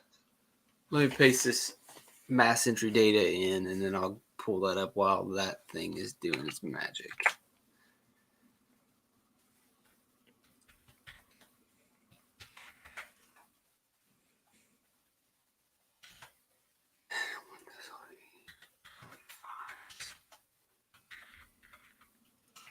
Oh, Eagles. Here you are. I'm sorry. All right. So, do we know what year that was? 2016? 20. Let me look it up real fast. Hold on. Man, I just remembered the other day going through the data that Casey King was with Levine Family Racing. Remember that? Oh my God, yeah. But he didn't finish the season. And Regan Smith had to take over for him because I can't remember what he did that got him injured. But that was 2000. It was 2017. 2017. That was his last year with Hendrick. That was his last win, actually. Mm-hmm. He wasn't going to win any other way. All right, so 2017. I'm looking at this on Racing Reference. Oh my Lord! Here, I'll put this on the screen real quick, and then I guess you can put your stuff if you want. But here, this is the.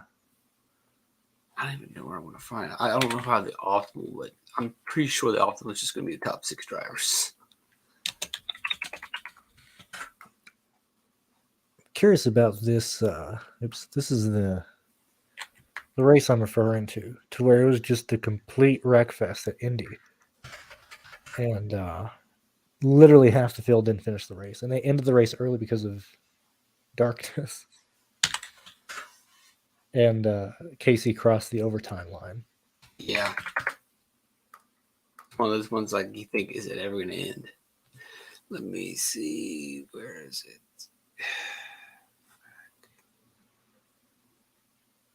Points by race is what I want to look up. Pierce, take a look at this screen real quick. Look at the crashes where these guys were, like where they started. Yeah. Does this not look like Auto Club? You mean what we should expect? Yeah, like what? How what it's we kind could- of just indiscriminate. Doesn't Yeah. matter who you were, what you were doing before or after. You're Yeah. bound to wreck. Yeah, absolutely. There's no like. It could be Daytona too, right? Doesn't matter where you start. Everyone has the same odds of wrecking. Obviously, the people that are going to race harder are going to have higher odds of wrecking. And the guys that I think probably the thing would be is look at the names and say, all right, is this guy really trying to win or is this guy playing it safe? And I bet if we went through there, most of the play it safe guys probably wrecked at a lower rate than the going for it guys. And you don't even have to do the in between. You just do the for sure. It's like, hey, Kyle Busch, he's going to go for a win. Yeah, he wrecked. Even though he had that beautiful skills car, he usually always wins in the skills car. I bet he led laps. Yeah, of course he did. Oh, hell, I remember that. Was that the same one where he and Truex took each other out? Yeah, they wrecked each other for the lead. That one killed me. I think I had tons of both of those guys. Yeah. They played nice for the first two stages, and then they start stage 3 and they wreck each other. Like, you fucking idiots. Yeah. Don't you know we're playing DFS over here? You're giving me PTSD. Man, I've been doing this for far too long. This is 5 years ago, and I'm having flashbacks to There's that. too many races. All right, so I don't have the prices on this, but the top 6 scores, fantasy-wise, you want me to put them on the screen? Yeah, let's do that. I'll put yours on. Okay. Unfortunately, I don't have the prices in this, but you can just assume. I mean, I could go get the prices, but I'm not going to because it doesn't matter. But I guess the point is just to see. All right. All right, let me put this. Last edit was September 11th, 2021. I don't know why that was. All right, so you got Casey Kane, AJ Allmendinger, starts 14th, finishes 10th. Matt Kenseth, Brad Keselowski, but then you've got Matt DiBenedetto, and that was for you'd have to go back to that racing reference to look up That is what team he was with. he's in the 32 car. And then Cole Witt, 37-12. Timmy Hill doesn't even make the optimal line and went 34 to 14th. Chris Buescher, 39-9. So yeah. I imagine that left a lot of the table. It had to. There's no way it didn't. Yeah. I'm not going to look it up. I could, but I'm not going to. It was. I mean, this is about as much as I wanted to. I'm not going to put a ton of. Well, stake actually, into I it. can look it up. Sorry. Let me look. Let's just do it real quick. So, just to get a general idea, I guess, of the prices. Where's Indy? All right. So, it was Brad Keselowski at 9,300. Matt Kenseth.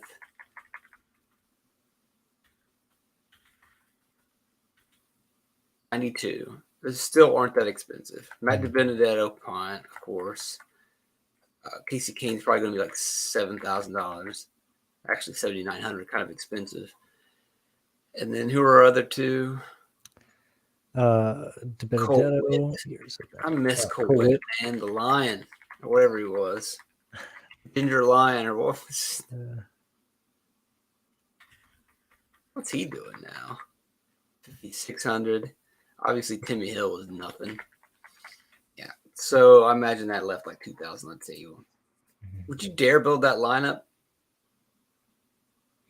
Fuck it. Why not? Now those guys are starting dead last though, right? Mhm. Colwitt and they were in the 30s. I don't know if we can get those guys today.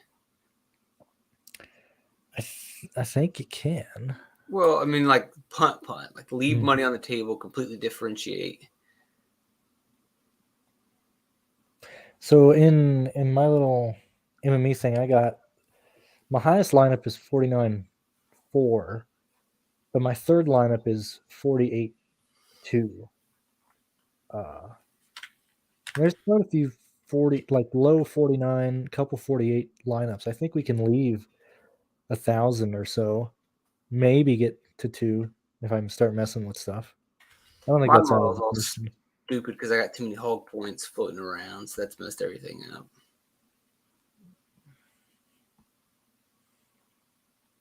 Maybe that's the way to go. If everybody's going to go up front, why not? Or go back, why not go up front? Mm-hmm. And just hope that your guy doesn't wreck. So one build is the popular one's going to be the guys in the very back, right? Mm-hmm. Harvick, Chastain, that crew. That's number one. Number two is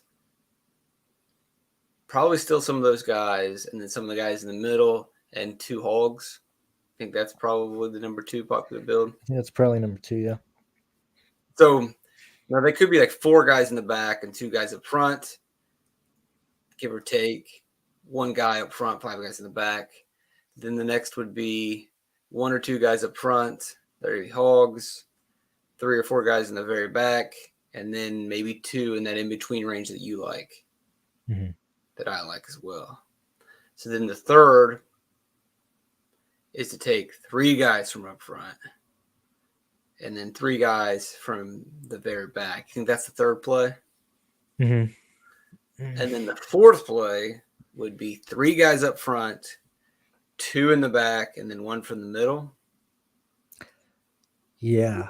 I'm thinking I want – oh, crap. I still got to add it to the Patreon. I got distracted. I think I want 1 guy from Ricky Stenhouse Jr. to chase Briscoe in every single line. How about expanding that to Austin Dillon and Suarez? Or is that you even need that kind of differentiation? You think that just going in Stenhouse, Dillon, Bell is probably good enough that you don't have to go to Austin? Yeah, I don't think I have to go to Austin. I have Austin right now for 38 points. Now, so I'm excited about Ricky Stenhouse's speed, but is this really the race where I want to chase his speed? Because we also know, because does his speed matter? I don't think speed matters for any of these guys. What matters is, hey, can you not wreck, please? And I don't know how you can make that request of Ricky Stenhouse. You know, I watched the Nashville race again because it's an intermediate track, and it was high horsepower, low downforce. And you know who was really freaking awesome in that race? Who is that? Ricky Stenhouse Jr. He was amazing. He had a top 5 car all race long, passing elite cars out of nowhere. Inexplicable. And that team had been struggling into that race. But they went into that Nashville race. They had practice, and they set up really well. And he just was driving all kinds of different grooves in different lanes. And that Nashville race, you go back and you watch it, a ton of tire failures, a ton of spins, tons of brake issues, but people working multiple grooves that were really good. Stenhouse was one of those guys. If racing matters tomorrow, if it wasn't going to be an absolute wreck fest, I would really like Stenhouse a lot. But I don't know if it's worth the risk. Honestly, there's so much risk in everybody wrecking that almost makes me feel more confident in Stenhouse, because if he is truly if he's 50-50 on wrecking and the rest of the field is 50-50 on wrecking, I think that actually makes Stenhouse safer, because it lowers his volatility if everybody's being volatile, you know?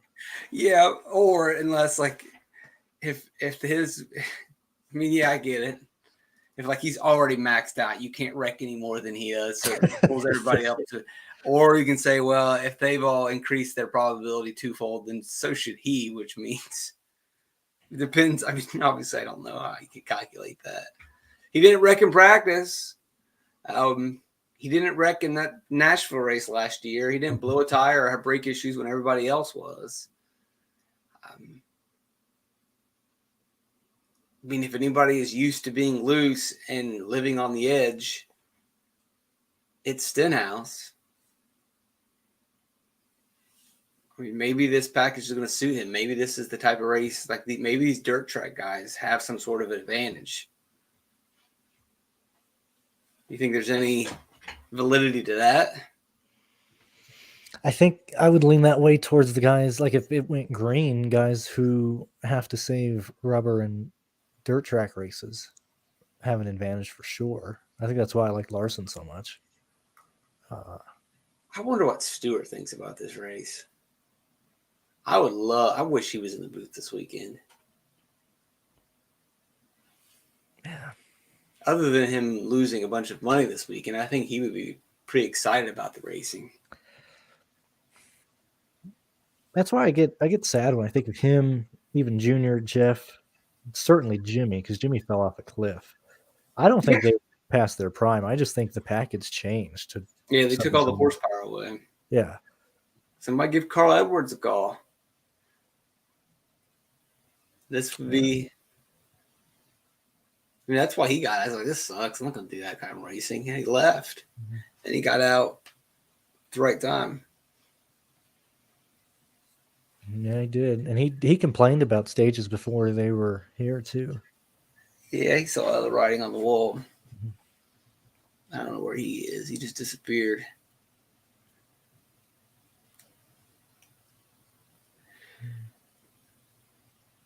Let me just throw names at you, and you tell me if they're going to wreck or not. Bubba Wallace.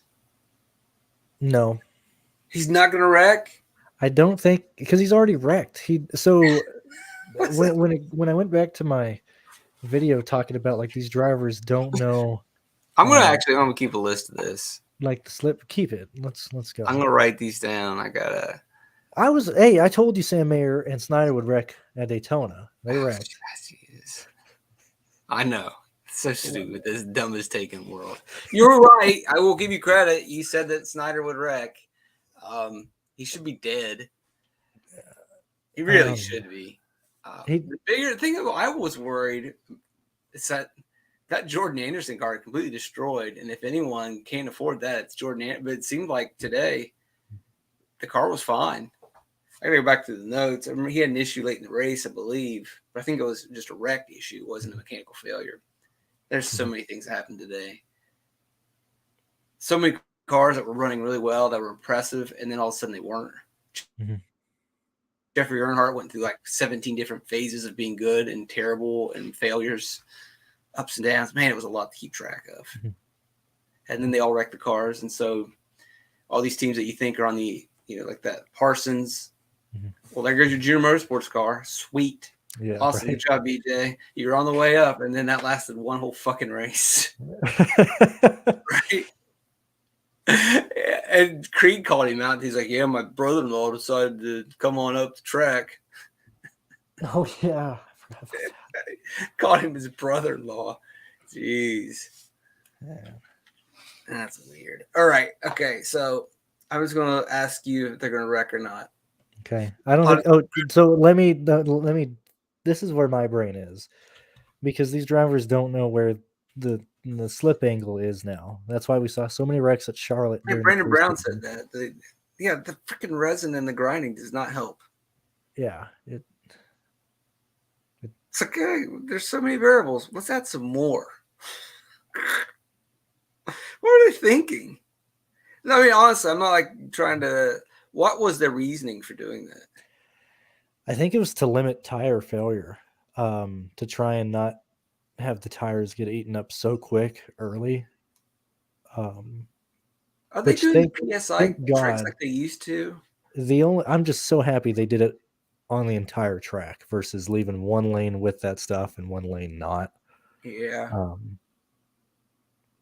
It looked really racy today. So I mean, I'm excited about that. I'm just worried that when we had green flag runs, it was pretty fun. There were battles all throughout the field today when they would get going. They were dicing it up. It's great. All throughout the run, right? It wasn't just the restart was fun and then the race sucked. They were really getting at it. Problem tomorrow, I think there's just going to be too many wrecks that we're not going to get. Like a flow, get to see some interesting racing. Austin Cindric, wreck. Wreck. Eric Jones, wreck. No. No Eric.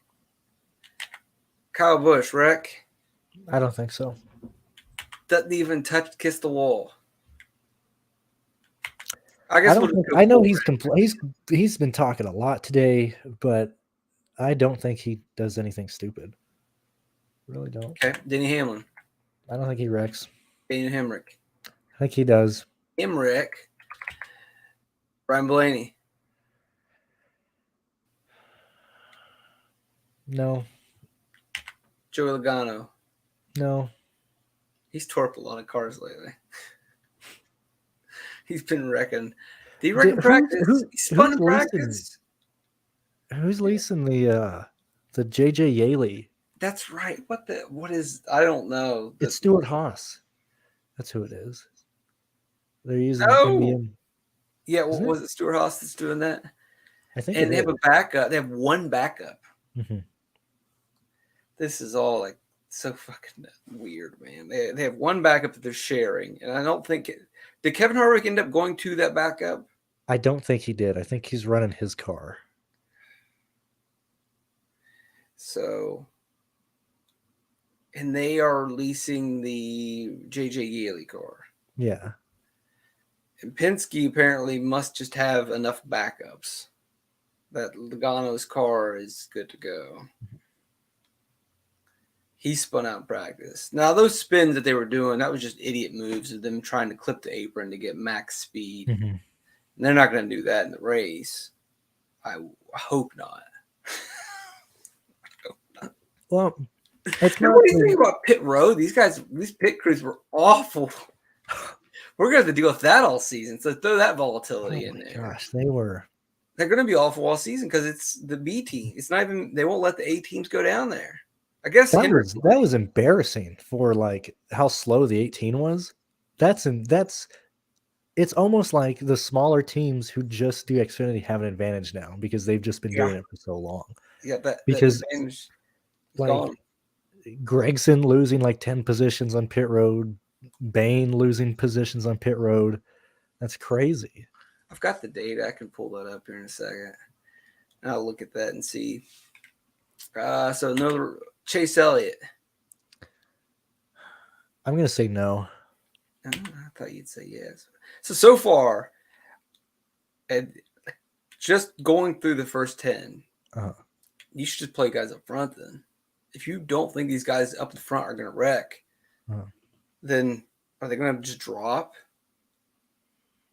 And if they're not going to just drop, which they won't, they're going to be running up front, and they're going to accumulate fast laps. So then you would play 2 or 3 of these guys. I think Jones falls back. I think that's reflected in my projections. I still like Hamlin and Busch. Busch, Hamlin, Blaney, Logano, Elliott, they all have chances of leading laps. What about Keselowski? Where's your pulse on him? Wreck? I think he wrecks. I think he's here to race. Yeah, he's an idiot. I mean, part of me says, well, he's an owner. Maybe he'll play it safe. Well, you would think that last week. You can't say that after last week. You're right. How many cars did you wreck last week? I mean, everybody's complaining. When Ricky Stenhouse is complaining about you, you fucked up. Yeah. Right? Because he's just like, oh, well, I just like he never admits fault. His answers were such bullshit too. He's lost it. He's past his prime. And I think Blaney. I'm not Blaney. I think Byron gets in the wall. Something happens to Byron. I don't trust Byron. I certainly don't trust Reddick. All right, Byron, Reddick. What about Truex? No. Truex. Oh, easy to turn this guy's name into the word wreck. Kyle Larson. No, he's my favorite to win. He still is. Bowman. Dirt Gonna trucker. say yes. He's wrecking, huh? Suarez. Yeah. He's wrecking. Austin Dillon. Yeah. Stenhouse. I mean, he's 50-50, so yeah. Fair. Ty Dillon. I don't think Ty Dillon does. No. So now when we start to get some of these guys that I don't think are really pushing it, I think I lean more towards no wrecks. Christopher Bell. I don't think so. So if Stenhouse is 50-50, where do you put Christopher Bell at? I think he's 40-60. Yeah, but I think he'll be more conservative than Stenhouse. But barely discernible. But it's marginal, right? Yeah. But I'm with you. It's not far apart. Busher. No. You think he plays it safe because he's just scared? Well, they've already lost a car too because he destroyed his car last week. So that's interesting. Then, no one wants to play Busher, do they? No. Speed doesn't matter. And if he's going to go out there and play it safe, he'll hang on to the lead lap. He'll be there at the end. He's too expensive. He's not starting far enough to the back. I think that's a really interesting GPP play. It's stupid, but is it really stupid if we just reset our brain and say this is a plate race and he's starting 20th, which is far enough back? The only thing that hurts him is just if some of the guys in the back end up coming through. But some of those guys in the back are more expensive, and so he could possibly slide into the optimal lineup. I think it's worth considering. I like Cole Custer. Do you think he's correct, though? And like I said, I got Busher at 39 points right now. And that's 5x. So if we're going to approach, yeah, he's going to need more than that. What do I will bump him up eventually. I'll bump him up right now. It's not popping on any chart, which actually I kind of like. I don't want him to pop. He's not. Yeah. So my issue with Custer now is he might think he's freaking Superman after that race and try to do things that he shouldn't do. Whereas if he would have went out there and finished top 5 today, I think he'd been more conservative on Sunday. You know, you think his chances of wrecking have increased or decreased? I think they've decreased, honestly. Really? Because more comfortable? He knows where the bumps are. Because that's what's upsetting. That's true. That's what's upsetting the car. It's not necessarily time on the track. It's just knowing where things are. I think that is huge for Custer. And maybe that's why I like him so much now.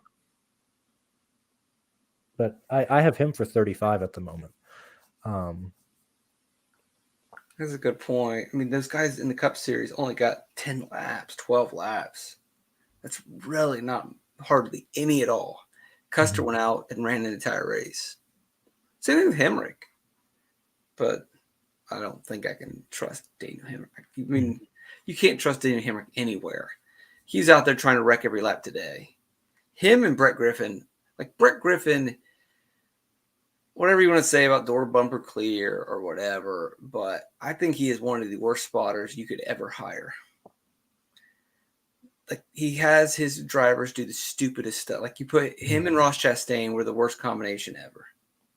They're too aggressive at the wrong times. Clint Boyer. Brett Griffin's an interesting guy. Podcast, whatever. I'm glad that he shares information with people. But performance-wise, find me a more popular spotter that sucked less than him. Ross Chastain sucked. Daniel Hemrick out there today was just constantly trying to wreck people, doing things that him battling Ty Gibbs for 5th place and nearly wrecking each. Well, he did wreck Ty Gibbs at one point. He wrecked Brendan Jones too. I mean, he's so lucky that he didn't get collected in those wrecks. And for what? Like, I don't know if he ended up finishing 5th, or actually, I don't even think he finished 5th. But I don't know. I hate Brett Griffin. All right, Harrison Burton. I don't think so. I really don't. Like, the more I'm here, the more I'd like Busher, Custer, Burton, and McDowell tomorrow. They won't push it too hard. Briscoe? No. Port of Joy? No. I'm Gilliland. I think Gilliland does. And that's more just inexperience. He has never raced a low downforce car ever, has he? I don't think he has. He's never been in the Xfinity Series. He's always been in the trucks, which are glued to the track. K&N, which is glued to the track. This is the loosest race car he has ever had, and the most horsepower he's ever had. This is where, like, I didn't. Maybe he's good though. I mean, we never got to see his talent come through, but all relevant. Yeah, but also this is where I do want to look at like practice speed. Like, I know he didn't get a lot of time, but being that slow, that's him being like scared to run. You know. I'd rather him be scared though than him be confident. But it's really slow. I mean, that is. He's babying. I'm glad he went out there and got a lot of laps. But that's like Jesse Woogie land. Woogie's out there doing his best moving chicane impression a couple of times today. Man, Emmett Smith is probably thinking, what the hell did I get myself into? Man, what con man was this? I was promised race winning potential. We are 2 races in, and it's already we haven't seen anything yet. It is only going to get worse. Have you seen his car? Like, it should be a red flag. Like, if you go out and choose to run colored rims, but the first time you change tires, you have one set. You have the rear tires that still have colored rims on, and the front tires have the black. And like, that's just a sign that we're barely surviving over here. Yeah, well, you can't just jump into the series. What you have to do is kind of like what TJ or Tommy Joe Martin did. Like you kick around with Carl Long, you kick around with BJ for years and kind of learn everything and develop your own thing, get your team off the ground again. And even then, it's been Tommy Joe Martin still has a way to go. And yet you got Jesse Woogie just like, yeah, I'm just going to start a team and start driving. That's not going to work, man. Like even the teams with a bunch of money, like Big Machine Vodka, is this year 3 for them, and they're finally kind of starting to get going. But then every time they wreck a car, they fall way behind, like they did today. Buford, or however you say it, Buford. How do you say it? Yeah, I think Buford. Yeah, I'm pretty sure it's Buford, man. Anyway, Buford was running the top 15, and then he got absolutely demolished. There were hard wrecks all day. We didn't even talk about the Jones wreck. That was freaking nuts. Oh, yeah, that was. Oh, my God. I thought he was seriously injured. I couldn't believe it. It took him a little bit to get him out of the car. And then, hell, Landon Castle about got burned alive. We've already forgot about that one. Like on a normal day, that would be the story. He was a marshmallow in there. And we don't even remember that. There's so many things that happened today. Yeah. We're 2 weeks in, and I've already gotten everything I've wanted out of a full season. Fires, flips, somebody hitting the barrels. Like the bingo card is, I mean, we're hitting everything on it, man. Yeah. What's tomorrow? I hate your macabre sense of humor at times, but the death thing is starting to look like we are inching closer. Whereas I thought no one was going to die recently. But man, oh man, it's looking pretty gnarly out there. Yeah, I'm telling you, last week was like, wow, I'm fearful that I'm getting this close. That Snyder wreck was. That Stenhouse wreck. When you listen to Snyder's interview, he's like, yeah. Snyder's like, I should be dead. But even Stenhouse, because Stenhouse is running, I think he's running a Simpson neck restraint or something. But he said it himself. He had too much slack. Have you seen his wreck?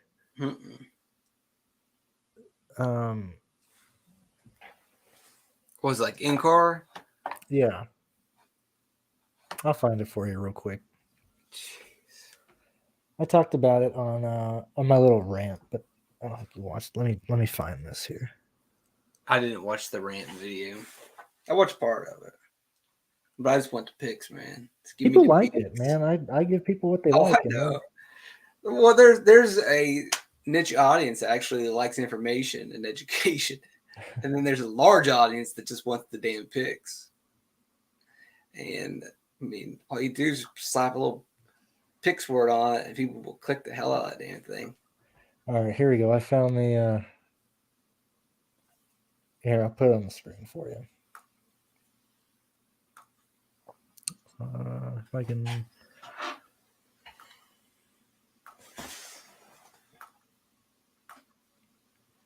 Okay, so here's Stenhouse's in car, which I'm not saying other cars haven't had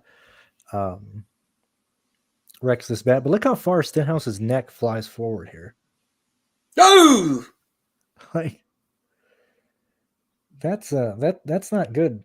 that's Right here. serious Let's fucking whiplash. roll this in Whoa. slow motion. Yikes! Like that, we can't be having this, man. We cannot be having this. No, this is bad news. Oh, man. What do we have? Because these cars just send all the impact towards the drivers. Logano's was kind of like this when he Is there wrecked any his duels. absorption? Like, it doesn't seem like this car. It's just so stiff. It's not absorbing anything. How do they not know any of this? Didn't they know this about that Byron wreck a year ago? Like,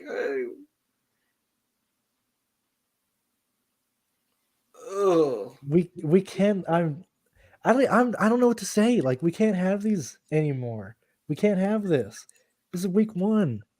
They're flipping over with nothing. You Burton know should not what? have If that's flipped any over. other driver, I mean, like Stenhouse is one of the more physically fit, stocky, built guys. If that were one of the other drivers, like Kevin Harvick, probably would have snapped his neck. One of like the Logano, but a guy with like Stenhouse who has one of the big necks, like him and Newman, are probably the only people who can survive those things, right? Yeah. Matt Crafton. He just has shoulders and a head. It's crazy. I don't know. Like, I'm not joking. Like, Stenhouse, because he is like, then he did the American Ninja Warrior thing. He probably is one of the few guys that could have not had a serious injury right there. The rest of them, I think, wow, I did not know that. Yeah, that's why. Like, I'm like, there's no way. Chastain refused to do the interview because he just wasn't feeling that good. I'm sure that hurt the hell out of him. Man, when they wreck all these cars tomorrow, we said last week, oh man, they're gonna wreck cars. They're gonna be a terrible shape for Fontana, and they are. And then when they wreck all these cars, which they've already wrecked them today, and then they wreck them tomorrow, what's Las Vegas gonna look like? And then after they wreck them at Las Vegas, what are they gonna do? Are they just gonna pause the season? But because NASCAR said, oh, they're not going to get that way. Teams are going to have to miss races. I mean, BS. We're clearly at the point where these guys are running on fumes. Well, and I'm sure like global trade is going to come to a halt soon too, with all the nonsense that's going on in the world. It's going to be even harder for them to get these damn parts. I just can't. Yeah. I think it's very serious that this might, and then God forbid fuel prices go through the roof. Well, the first thing they're going to do is say, I don't think we should be auto racing in the middle of freaking. Yeah. Like in the 70s where NASCAR had to cut their mile distances. Which they should do already. Or, I mean, even that, Junior was saying that it's costing, for the Xfinity team, it's costing them $25,000 more as an organization to have this West Coast swing and everything this year. So that's $6,000 more just in gas alone for the trailers. Well, the fact that they went west and then back to Daytona and went back west, it's just dumb. I mean, the California thing actually was pretty cool, but wasn't very practical. You could have done that anywhere. You could have got a stadium on the East Coast and had a fun little thing. You couldn't. They could have done that in Florida, couldn't they have? They could have done it in Miami. Chicago, like back in the day, somewhere on at Well, least but that you had to have side the of the weather, country. though. You could have done it in Miami. Mhm. Like they have the at the Marlins Park, they've done the Race of Champions inside there, baseball stadium. Yeah, or Well, they could have done what the football fields too. There's plenty of football fields in yeah, Miami. you got Raymond James, the Buccaneers is one. Isn't Or there or not the the old one, the Dolphins? old Dolphin Stadium, which Yeah, yeah. they got a brand new Dolphin Stadium, but the old one's still fine too. No, it had to be LA, man. Yeah. Whatever. I I can't imagine. Like you have to just be shitting bricks if you're a higher up at these teams, just seeing all this weekend. No, They had to know it was happening. They had to see it coming. What did they expect? I mean, unless the people running these teams didn't. Like, I get that I don't completely understand how the downforce works underneath these cars because I haven't seen underneath the cars. I'm not talking to the engineers, but they had to have talked to the engineers and knew that when we go to certain tracks, we're gonna have some real issues with this car. They had to have known that, and if they didn't, well, they definitely know now because everybody knows. mm-hmm. Like the way that diffuser works and the way that I guess it gets downforce through the underneath of the car. Like when Kenseth points it out, you're like, okay, yeah, this is kind of weird because the car's like freaking this. Yeah. When have we ever seen? The only time we've ever seen that is at the plate tracks where they try to make it, especially for qualifying runs, they try to get the back end down as much as possible to get maximum speed. They would never do that at the other track, but now we're seeing it. And so not only you get the car like this and it's all yawed out. Yeah. What the fuck's going on, man? How did you not think that a car that's like this and you put it on bumps isn't going to get loose? Mm-hmm. And then you've got the new tires the way that they are. Like, they had to have known. And if they don't, well, everyone's finding out real quickly. The more I see this stuff, it's like nobody thought in the future of like what could happen. Like there was no like secondary planning. It was just an idea happened and they ran with it and nobody questioned like the tires. Like we're going to have cars spin out and we're going to have yellows that are like 10 minutes long because we can't wreck a car without tearing off the rear diffuser. They've got to either invent something now to get those things off the track, or they're just going to have to implement a rule that says, sorry, we're throwing down the wrecker. We're not going to like cater to your, oh no, I need you to do this specifically for me. You're going to need to do this time. No, I need that one, not this one. Like, fuck you, Brad Keselowski. Here's the wrecker. Or you can walk back. Right? Yeah. You don't like, oh, sorry, what do you need? Like, you call AAA and whoever shows up is whoever shows up. Mm-hmm. They got to figure that one out right now. They cannot go into tomorrow's race debating on how they're going to pull these cars away because there's going to be tons of wrecks. It's going to take forever. How long did qualifying take today? We thought, oh man, this is bad. Then that freaking Xfinity race. God. I cannot believe how long it took to get all that racing and practices in. I'm glad they did run all the practice minutes though. Mm-hmm. I thought, like, oh great, here we go. Finally get practice, and they don't even practice. But they wouldn't extend it for the Xfinity though. They got yellow flags for the Xfinity. Poor bastards. I don't know. It's going to be a long day tomorrow. And then the other thing with Xfinity, why do they need to do the one qualifying? Like, I hate round qualifying, but for the sake of time, one car goes out. That takes forever. Why spend all that time on that qualifying and have such a short practice? That doesn't make any sense to me. No. Super short practice, and your qualifying show is 3 hours long. Why?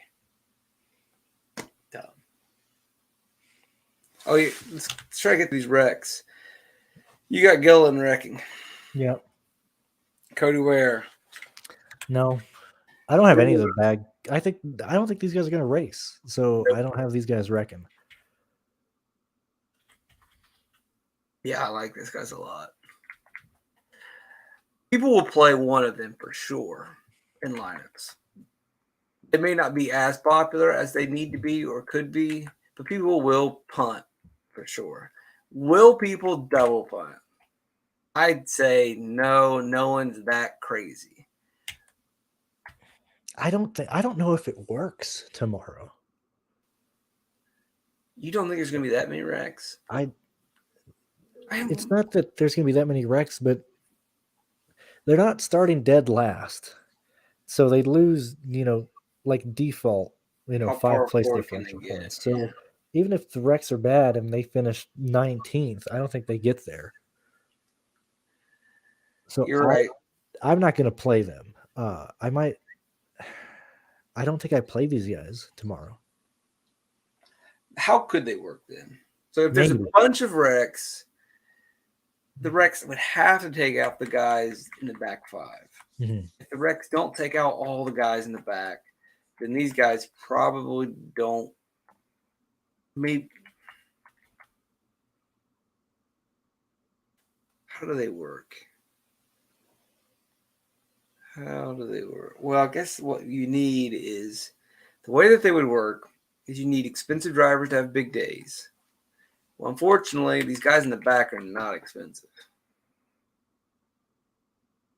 And they should score points. Mm-hmm. So they work if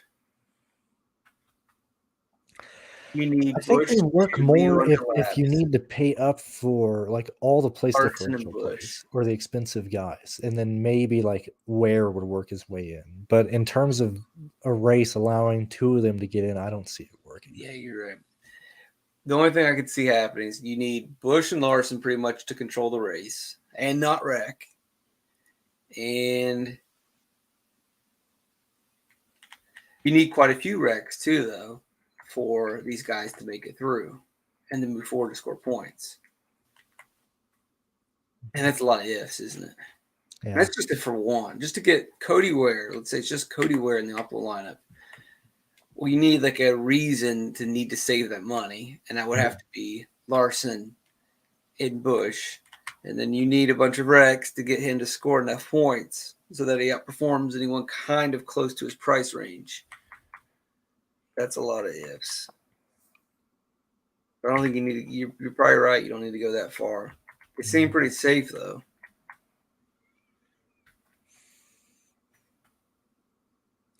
I think that's too much. I think that's too much unnecessary risk. Unless you think this thing turns into an absolute dumpster fire. Well, actually, here, let me look at this. So, just the argument of Cody Ware. He started 27th. We've already got 1, 2, 3, 4, 5, 6, 5. You got 9 cars in front of him wrecking out. So that would be 27th to 18th place. If he finishes in 18th place, guess what that is? That's 34. That's 7x, 6.9. That's not crazy. No, it's not. It's really not. And I think you've been pretty conservative. I'm actually shocked by that because I did say maybe like 10 minutes ago, I think they, on a good day, they finish like 19th, 18th, and I don't think it works, but I guess seeing it now, there's a chance. I think you're being pretty conservative with your wrecks too. Like, and that's just, and we're, now, that also is assuming the guys behind him don't jump over him. Now, I'm not worried about Blicky, but there are 6 guys starting 31 through 36 who can definitely leapfrog over him and push him back.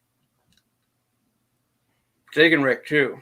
And I think you're pretty, I would say half of those guys could definitely wreck out. Mm-hmm. I don't think it's crazy to say that Cody Ware has a legit shot at top 20 tomorrow.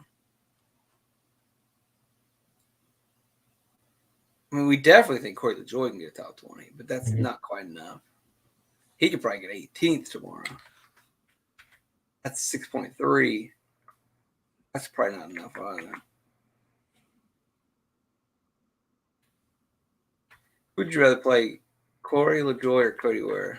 I'd rather play LaJoie. Let me throw this one at you.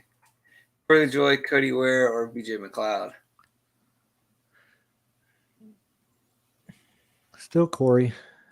What is You don't have any interest in BJ McLeod? what does he get at 21 at 21st? Who, BJ or Cody?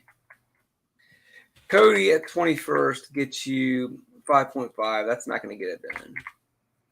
Not the way that we have this projected.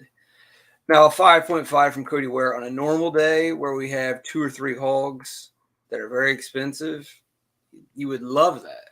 Mm-hmm. But this is not going to be that day. This is going to be a day where there's big place differential runs. What about BJ at 21? 6.5. Now you need chaos. I mean, what do you finish at Daytona? You know, that's not bad because if you're playing McLeod, I'm assuming you're there because you need the salary. I think that's what we're trying to see. Not necessarily playing these scrubs for no reason, but if you're forced to play them and BJ can get you 30 points, that means you should be sticking in everybody else who should at least be in the low 50s, which isn't bad.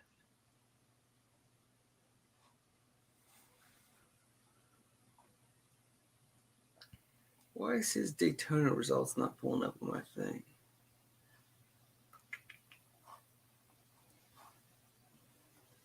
Daytona. Oh, don't have it copied over.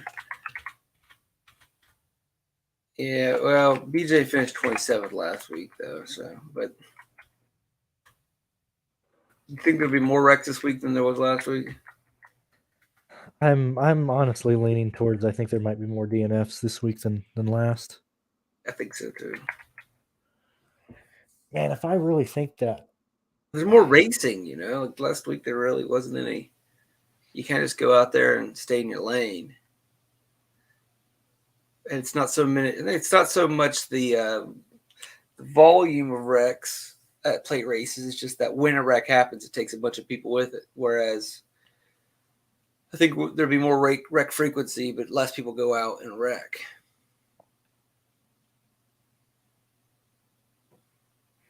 He was 39th in terms of driver rating, and he finished 27th last week. He's just going to run in the back.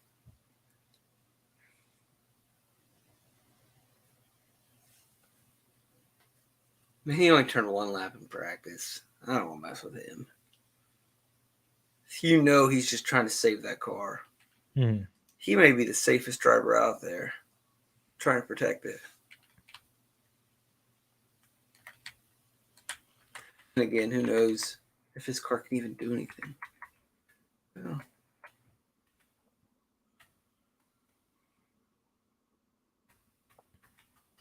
Eric Almirola wreck. I don't think so. Kevin Harvick. I don't see it. So I don't think, if anything, the safest guys here are the guys in the back. Because in terms of not wrecking cars, I don't think Eric is going to do it. I don't think Harvick's going to wreck. I don't think Kurt's going to wreck it on purpose. What if the game was going to wreck that on purpose? You know what I mean?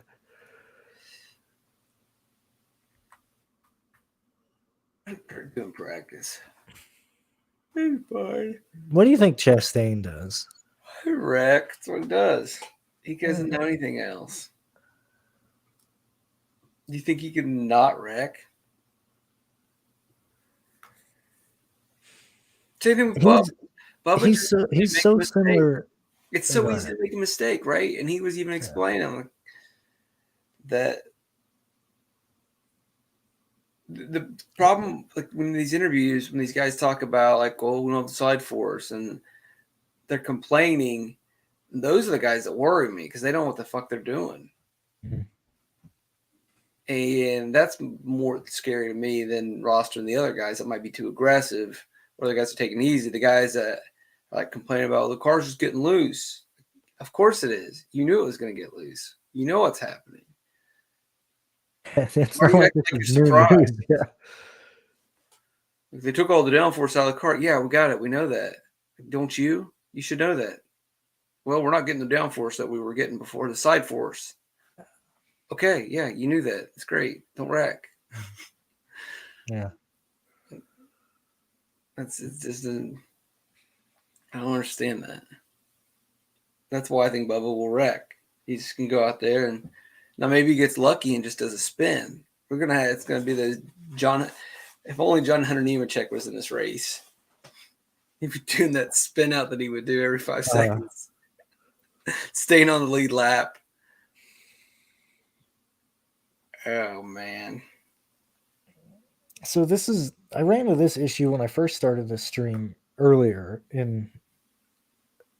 I don't usually hit ceiling projections as much, but I have 1, 2, 3, 4, 5, 6, 7, 8, 9, 10, 11, 12, 13, 14, 15, 16, 17, 18, 19, 20, 21, 22, 23, 24, 25, 26, 27 drivers projected at either 5x or over.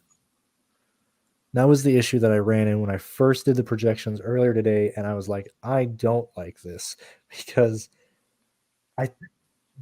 there's so many guys who I think I have 19 of those guys above 40 points. Well, it's just attrition, though. It's hard to say that Corey LaJoie can't get into the top 20. It's hard to say that Cody Ware can't sniff the top 20 if we think that a lot of these guys have a 50-50 chance at wrecking. Mm. Now, even the guys that we like and think are safe, so to go percentage-wise, we said Stenhouse was 50%. Mm-hmm. Is there anyone that's below a 30% wreck rate? Inside now the guys I think that have the lowest wreck rate, right? Let's say like they have a 30% chance, or it's only 20% chance. That's Corey LaJoie. That's Cody Ware. It's the guys that aren't pushing it. Yeah. And as you go closer towards guys that are really trying to push it, you see the thermometer increase. And so when you have, even if it's not 50-50, that's still amazing to say that most of this field has about a 1 in 3 shot of wrecking the way that it seems. When have we ever said that before? Yeah, certainly. I don't think you even ever. Never. Yeah, we'll BS and be like, oh, it's a plate race. Well, but entering a race, I think we have a chance of only 20 cars finishing this race. You have a car that's not ready. You have the worst possible track to be on. Like, this is the worst track to debut this car. And they didn't get any practice time. You spent 7 months practicing at Daytona for whatever reason. Well, you have 4 practice sessions at Daytona, and you give them 10 laps at Fontana. 10 minutes here. What is going through their minds? It's insanity. You need to give them a long session so they can slowly. Instead, it's like you have 50 minutes, or everybody go out there and just jam. Like, they're going to wreck if they do that. And of course, they'll wreck on the first lap. You go out there and wreck immediately because they only have 15 minutes to learn as much as possible. So they got to push it instead of like, all right, we'll give you 3 hours. Just kind of ease into it, figure this thing out. NASCAR's like, oh, well, we gave them testing all. Yeah, I guess you did. Guess there was tests. They spun out the test too. You know, it's by the time we get to stage 3, if they're still standing, they're going to eventually push it. These guys cannot help themselves. Even if they say we're not going to push it for the first 2 stages. Stage 3, if you're Bubba Wallace and you're still alive, I mean, I shouldn't say alive with how close we are to killing somebody, but if you are still on the track in stage 3 and you're Bubba Wallace or even Ty Dillon, you probably pick the aggression up a little bit and say, well, hell, this might be my only chance all season. This is it. This is my shot. I better go for it. Well, who knows if I'll ever get another shot. When we go to another track, they might change the car around, or another track, it might race differently. So you're going to push it and you're going to wreck. Yeah. So do you think it's worth caring about the lap leader at all? I think as a hedge it is, because it's a what? As a hedge, if we leverage it, because like the easiest way always to build lineups is just say they're all going to wreck. Let's play guys in the back. And that's the easiest content to do, and that's the easiest research to do. And so you just get more lineups that way.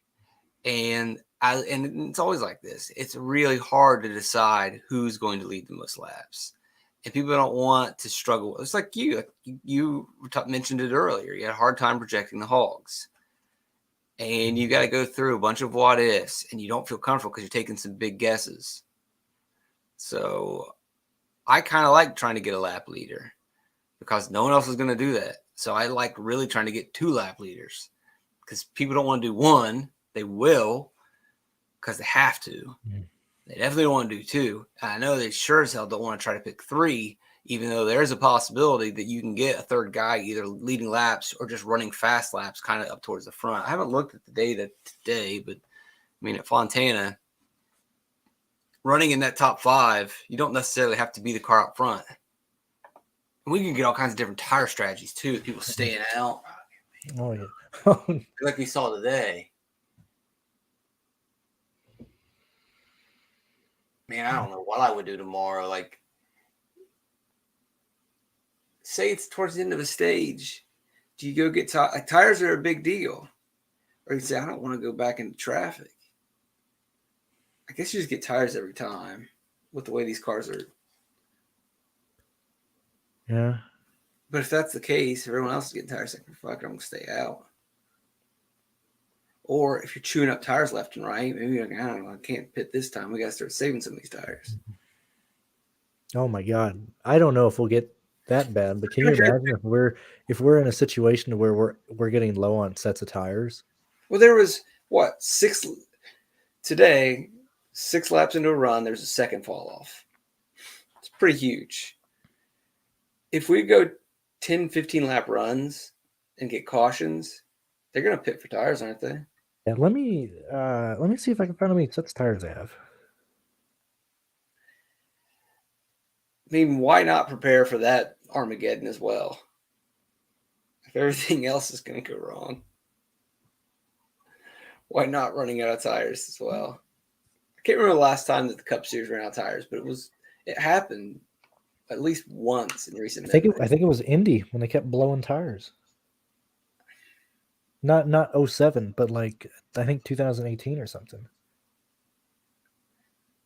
I think there was one more recent where a team actually ran into tire issues in the Cup Series. It's very rare. And I remember them mentioning, like, well, this never happens. Because you got to have a lot of wrecks.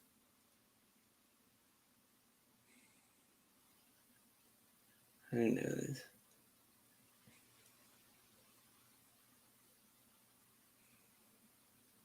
The other problem with picking a lap leader is the lap leader can wreck at the end at this track. I mean, we've seen it. We saw Blaney blow it last year. I think Kyle Larson, maybe not specifically this, but like you throw like Homesteads into this type of category. You throw in Darlingtons into this category. We've seen guys who have been dominant, and I don't use the word dominant very often, but have just run away at the show and then lose it at the end. Martin Truex Jr. at Darlington a couple years ago. Chase Elliott wrecking him. So they had 6 sets of tires for today. They had 12 sets for tomorrow. They shouldn't go through all those. What is that? 12 times $2,000? Isn't it $2,000 a set? I think it's a little bit more, but somewhere around there. Let's say 3. Yikes. Oh, man. Oh, man. Yeah, what is that? 12 times 3,000. Yeah, nearly 40,000 just tires. Not even talking rims either.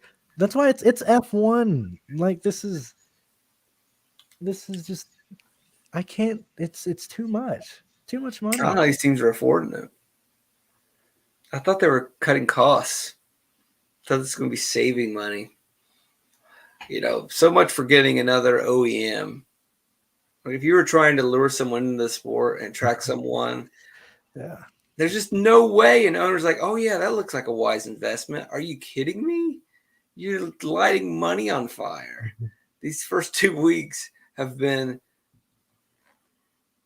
I cannot think of a worse – I think it's awesome. I think the racing is great. I cannot be more excited as a fan.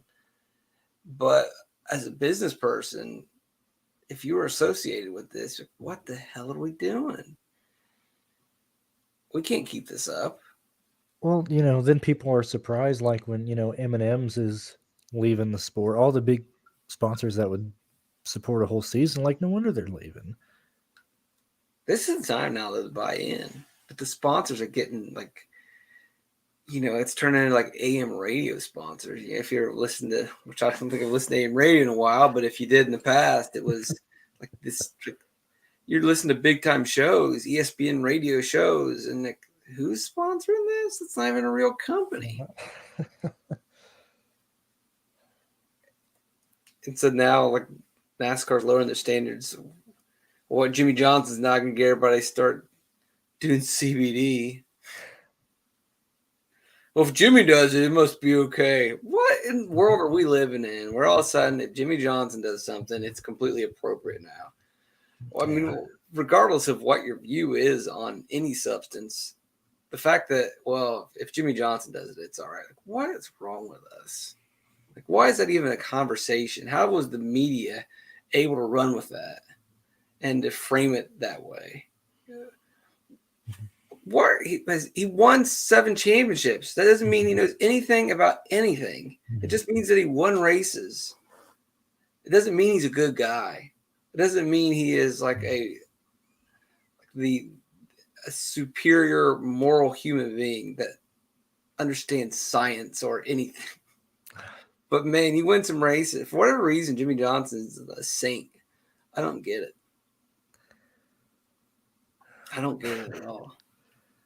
But whatever. I mean, I guess CBD is going to get rolled in. Just need him to start. I don't know. Yeah. Did we go through all of? Yeah, we pretty much went through the wrecks. I think you were being conservative, but even if we were just to summarize it, 1, 2, 3, 4, 5, 6, 7, 8, 9, 10, 11. 11 out of 36. That's basically a 1 in 3 chance. And I think that holds up throughout the field. Even if these are the guys that you say wreck, don't wreck, you're pretty much calling wrecks for about 33% of the field. Yeah. And I think that's probably right on. I could see it go higher than that. I don't think I really could see it going lower than that. And we haven't even touched on like mechanical failures either, because that's really what Chastain's was. So if we start breaking suspensions, we'll have even more DNFs. Well, and they're going to take other people out with them. It's not just going to be solo wrecks. They were spaced out today. They were staying away from each other. Can't do that tomorrow. There's going to be collateral damage like there was today. And if you spin, you're going to get T-boned. Because, yeah. A lot of the spins today, because they're so spread out, it wasn't a problem. You just harmlessly spin, and you're going to be fine. Tomorrow, maybe some will get lucky and spin, and it won't be an issue.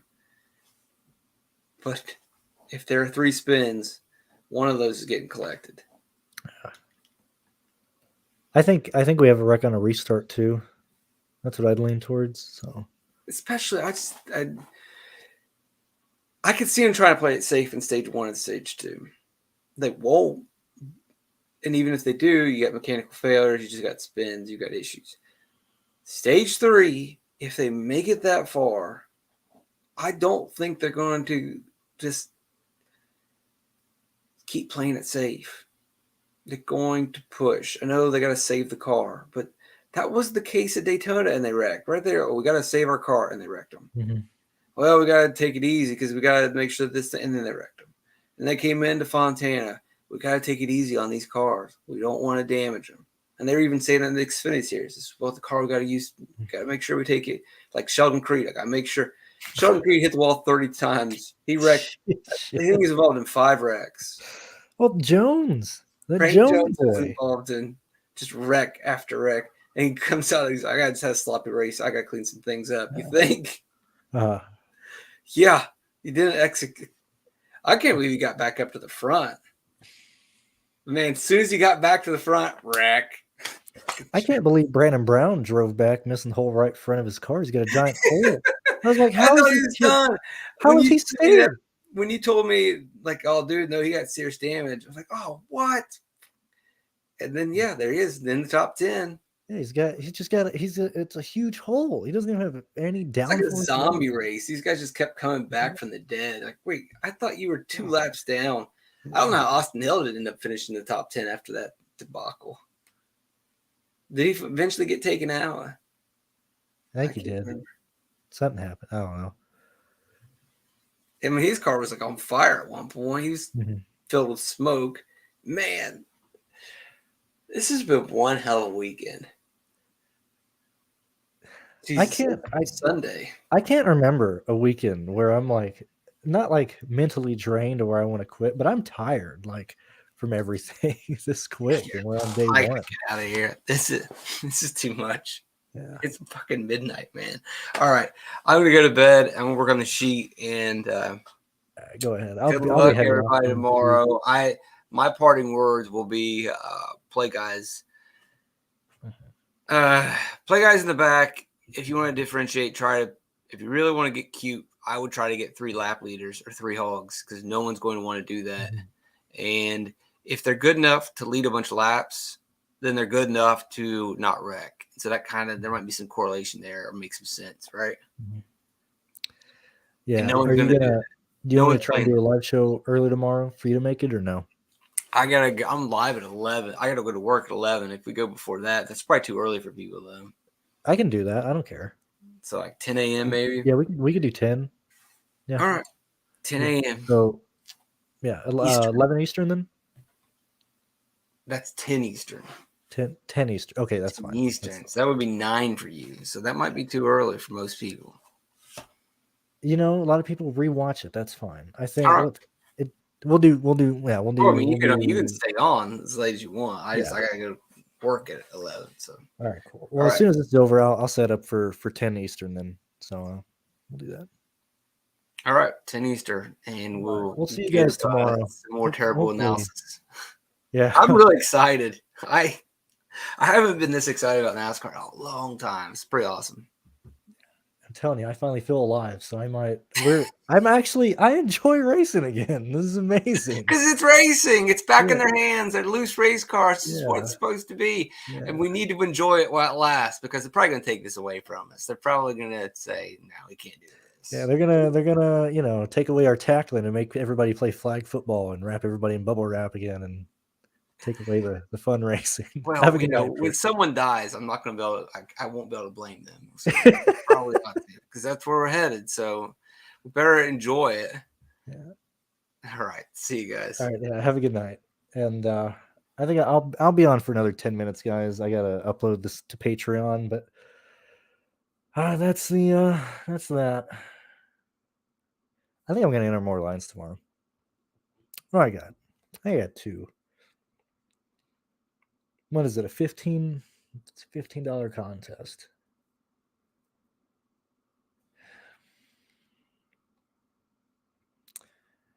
Let's see. If I do 12, that's 180.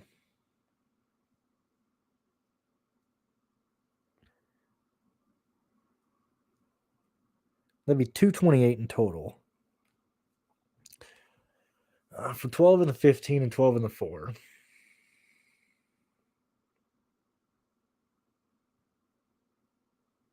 God, I don't want to put that much on this race. I'll figure that out tonight. Probably after the stream, I'll figure out exactly how many I want to do.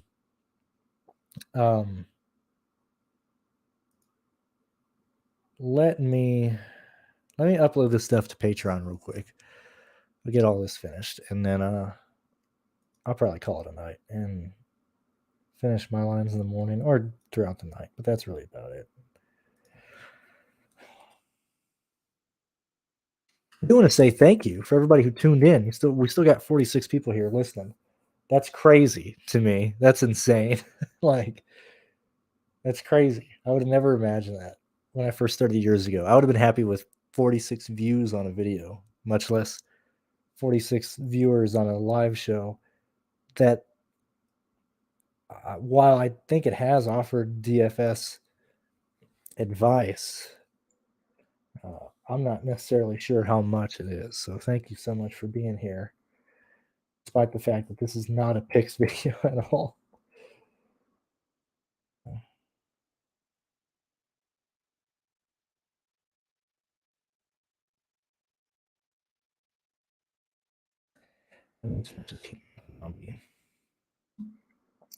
Go.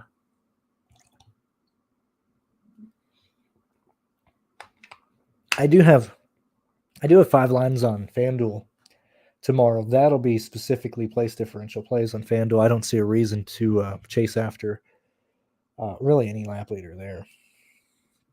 I'm going to be really aggressive on FanDuel and play guys from the back. And oops, shit, that's the wrong one.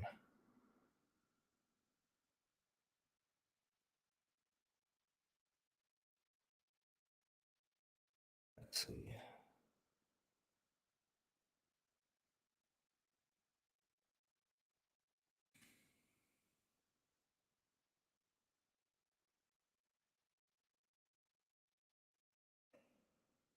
Mm-hmm.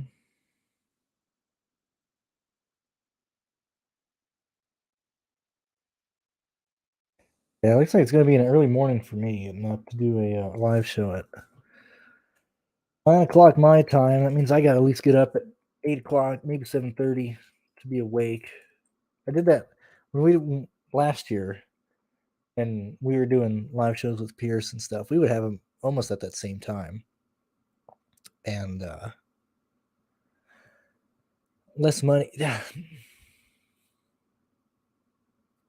That payout is terrible. I hate the 5. I hate the 5. I really do. 20. I mean, the top 10 is 41% of that pool, or the prizes. Whereas at least the 15 is top 10 is 38%.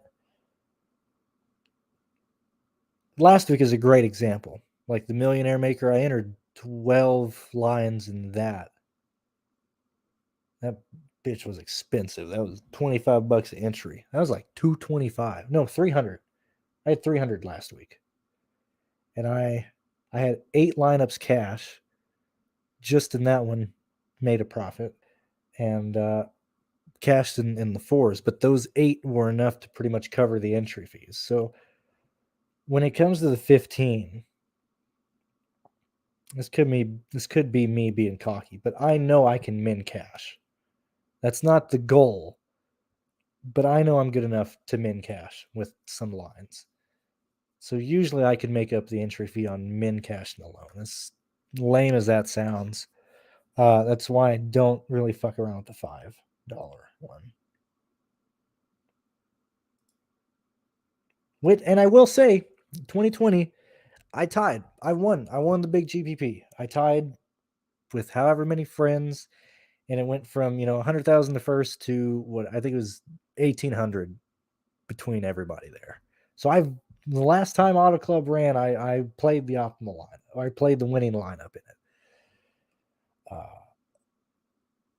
Even in those situations, it pays out enough to be worth it.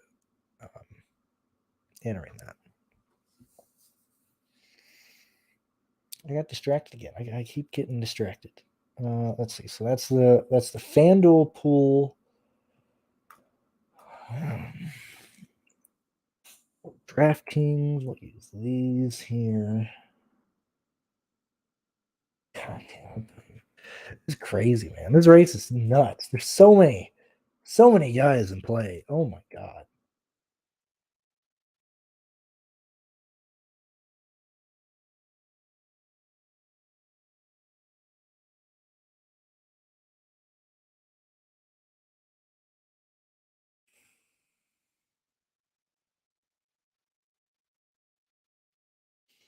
My final player pool for DraftKings is 1, 2, 3, 4, 5, 6, 7, 8, 9, 10. Fuck. 1, 2, 3, 4, 5, 6, 7, 8, 9, did again. What? This is how I know I'm tired. I can't even count. Let me get through this. So I got 1, 2, 3, 4, 5, 6, 7, 8, 9, 10, 11, 12, 13, 14, 15, 16, 17, 18, 19, 20. That's the final pool. The final pool I'm rolling with for DraftKings. Normally that pool is around 14. So I have half, actually more than half the field. I got 20 out of the 36 drivers in the pool for DraftKings. For FanDuel, it's 1, 2, 3, 4, 5, 6, 7, 8, 9, 10, 11, 12, 13. Which, yet again, due to the fact that you only play 5 guys on FanDuel, the pool's usually smaller, but it's bigger than what I normally have it at. So that's where we're at there. Let me get these finishes in. Yeah, See, we're all here. See, you get the idea. We're here to win. That's the thing. But that's why I don't try and sound like an asshole, but I know I can min cash. That's why that's the baseline. I try and build lines to differentiate myself in the top 20% to get there. Let's see. Yeah. Okay, let me get these finishes in order. Oh shit. Here we go. 6.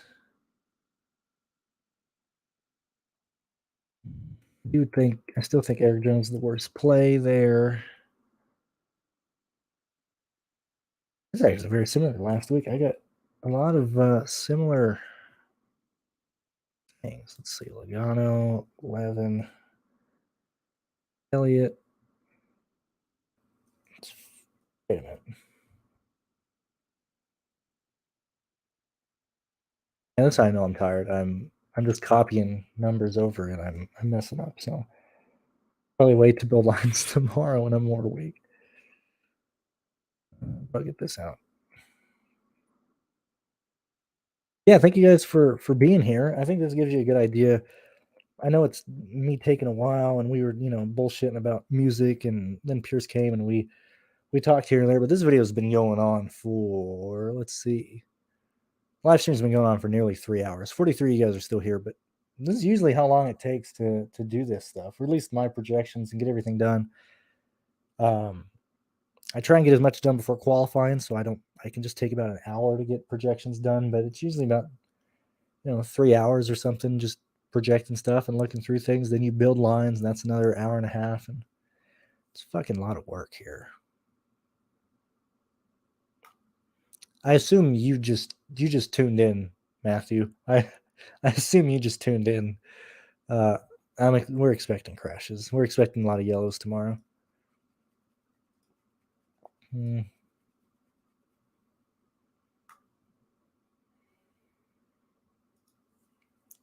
I'll get this squared away. Bowman.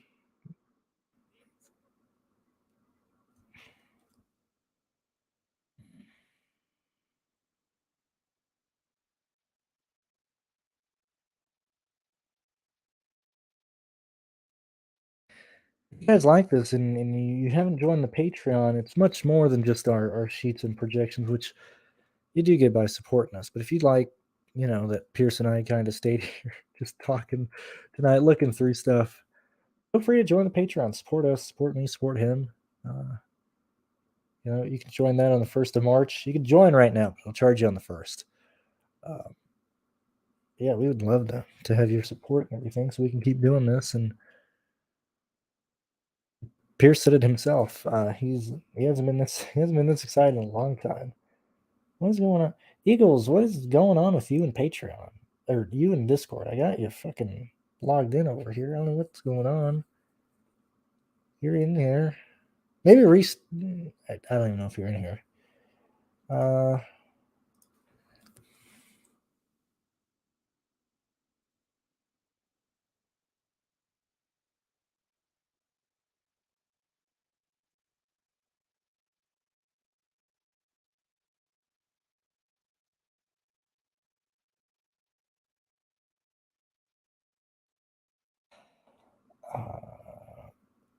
Yeah, Eels is having trouble seeing the Discord channels. I don't know why. I have him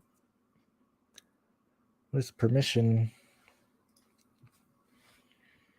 And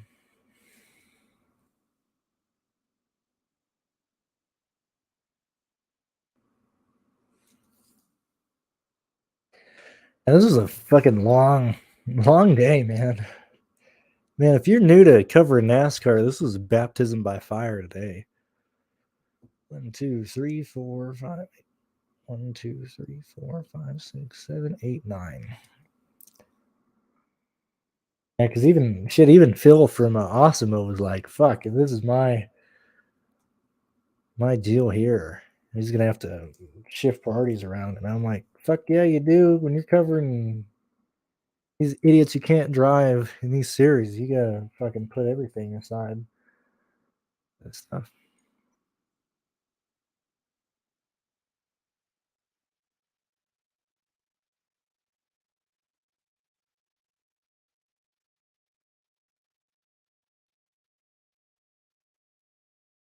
Roll. There's that.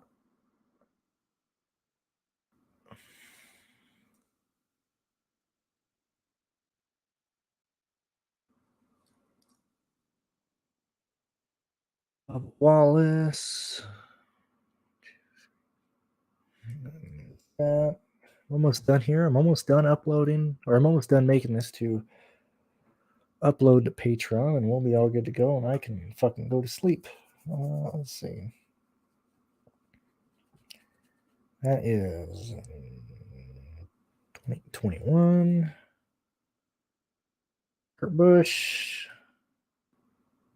1, 2. That's there. Let me color coordinate these bastards, and then I can go to sleep. Let's see. Larson, Truex. We'll add that there. I'll add one. Gonna add Bowman to the pool as well there. And fucking Byron. Fuck it. Why not? We'll add those guys too.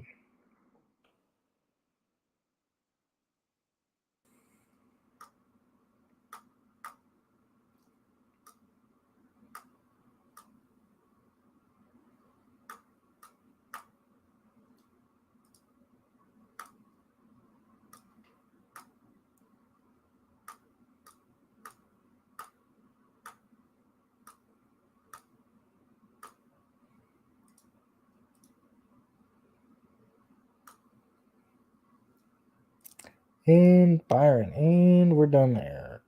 1, 2, 3, 4, 5. Done there. And the PDF is done.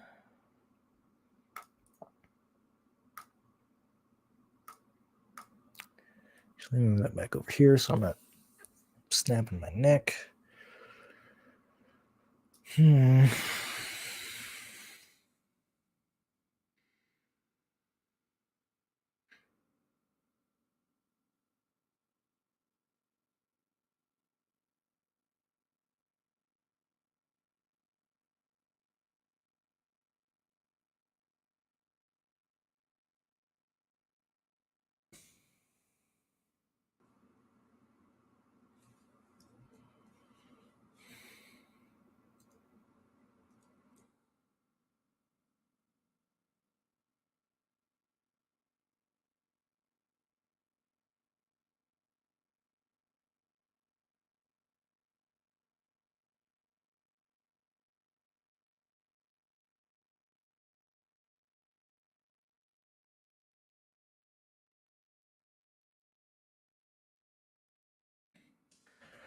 Okay, there's that. Let me just make sure that's there. Let me make sure this is there.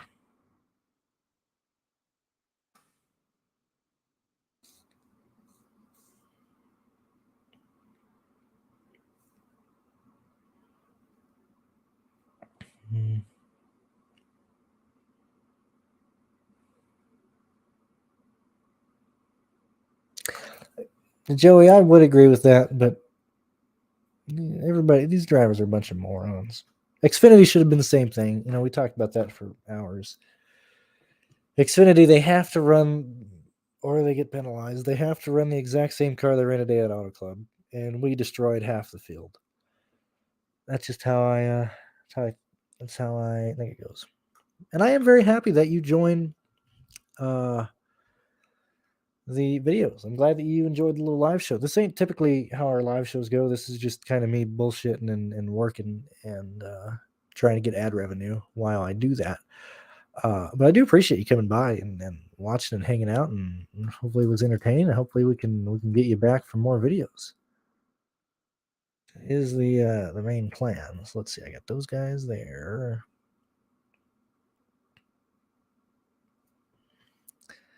Let's see. That's there. That's there. All right. Let me upload this to Patreon, and we will be all good to go.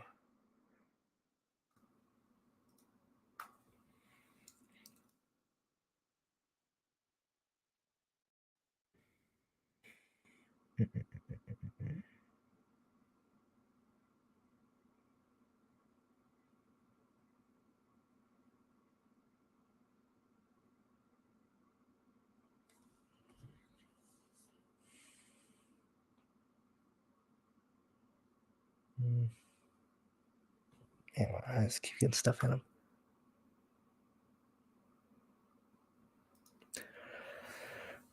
All right, everyone. The PDF will be uploaded to Patreon in a few moments, and I'm going to call it a night here. So I'll upload that, and then I'll go to sleep. So I'll see you guys in the morning for the live show then. Thank you for hanging out for the last 3 hours. I do appreciate it, and best of luck tomorrow. I hope you enjoyed the show, and we'll see you guys later.